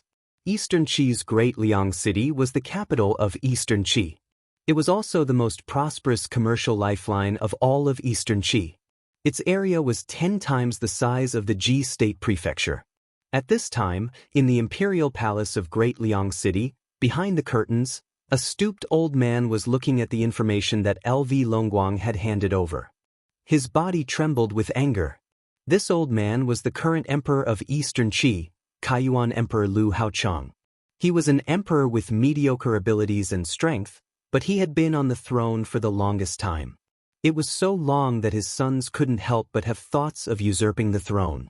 However, it was undeniable that Lu Haochang's existence was more beneficial than harmful to Eastern Qi. Without Lu Haochang, the entire Eastern Qi royal family would be in chaos. At that time, it would also involve the internal strife of Eastern Qi. That would be equivalent to a disaster for Eastern Qi. Lu Haochang's talent was mediocre. Moreover, as an emperor, he had no time to cultivate martial arts. Otherwise, who would he entrust the affairs of the country to? If he really wanted to be a puppet emperor who didn't care about anything and handed over power to others, the other Eastern Qi royal family would not allow him to continue as emperor even if they used their feet to vote. Therefore, now that Lu Haochang's mental state was somewhat poor, this gave the crown prince and the second prince some hope. At least they still had the hope of outliving their father and ascending to the throne themselves. However, the second prince and the others did not know that in the original plot, the old emperor would still be alive after 20 years. At this moment, LV Longguang was kneeling respectfully on the ground, but a hint of viciousness flashed in his eyes. The evidence that Chu Xiu had given him was far from enough to topple his elder brother, but it was enough to hurt him. "Go and find me that unfilial son," Lu Haochang said in a gloomy voice. Among the previous emperors of Eastern Qi, Lu Haochang's ability was indeed mediocre. However, this mediocrity was only compared to the great emperors of Eastern Qi. As an emperor who had spent countless efforts on this position, Lu Haochang was also very proficient in tactics. Although he was not outstanding, he was definitely qualified. In his opinion, this time, the crown prince had crossed the line. Internal strife was fine, but internal strife that disregarded the interests of Eastern Qi was courting death. It was a repeat of the tragedy of internal strife in the previous generation of Eastern Qi. Crown Prince Lu Longji was a gentle-looking middle-aged man. He looked much older than Lu Longguang, but he also had a more mature temperament. At this moment, he was a little puzzled as to why his imperial father had come to find him in such a hurry. Seeing LV Longguang kneeling on the ground, LV Longji thought that he had made a mistake and angered his imperial father. LV Longji was just about to open his mouth and take on the posture of a crown prince to ridicule him, but right at this moment, LV Haochang suddenly shouted angrily, "Unfilial son! Kneel down!" Lu Longji shuddered and suddenly knelt on the ground. He heard Lu Haochang bellow, "I don't care about the conflict between you and second brother. You've been the crown prince for decades, and you have all the advantages. If you can't even hold on to this position with such a huge advantage, then I don't mind replacing you with someone else, because in the future, you will not be able to hold on to the throne of Eastern Qi. But you have to know, even if you fight, you can't disregard the interests of Eastern Qi. Have you forgotten the murder of the previous generation of Eastern Qi's royal family? It's because they fought so fiercely that it became my turn to take this position, and you became the crown prince. Now, are you going to hand this position to someone else?" Lu Longji was still confused, and he didn't know what he had done wrong. But now that Lu Haochang was in a rage, he didn't have time to think so much. He hurriedly knelt on the ground and said nervously, "I dare not." Lu Haochang said coldly, "Dare not? If you dare not, then you colluded with Jiang Wenyuan. Don't you know what kind of person Jiang Wenyuan is? If you dare not, then you let Jiang Wenyuan kill the head of the Pegasus farm, Qiu Zhenxing, just because he sided with second brother. Do you know what the Pegasus farm means to Eastern Qi? 99% of Eastern Qi's warhorses now come from the Pegasus farm. Once Qiu Zhenxing is dead, who can take this position? You ruined the foundation of Eastern Qi, and you still dare to say that you dare not?" Lu Longji knelt on the ground, trembling. At this moment, he wanted to cut Jiang Wenyuan into 1,000 pieces. It was true that Qiu Zhenxing had rejected him, but he really didn't want to kill Qiu Zhenxing. This was completely Jiang Wenyuan's own decision. But now that Lu Haochang had confirmed that he was colluding with Jiang Wenyuan, it was useless for him to defend himself. So, Lu Longji could only say with a trembling voice, "I know my mistake." Lu Haochang snorted coldly, "Know your mistake? As the crown prince, you don't know how to set an example, and just say that you know your mistake? Didn't you just command a battalion of the Dragon Riders' Imperial Army? Now, it seems that letting you lead the Dragon Riders' Imperial Army is a mistake. I will take that battalion back." Hearing this, Lu Longji's face instantly turned pale. That brother of his had extremely high prestige in the army, and even the general of the Dragon Riders' Imperial Army's breaching battalion took the initiative to side with him. Lu Longji had finally obtained a battalion with great difficulty, but he didn't expect to lose it so quickly. You're tuning in to the Han Li's Immortal Journey YouTube channel. Don't forget to subscribe and join us on this journey to catch the most captivating stories.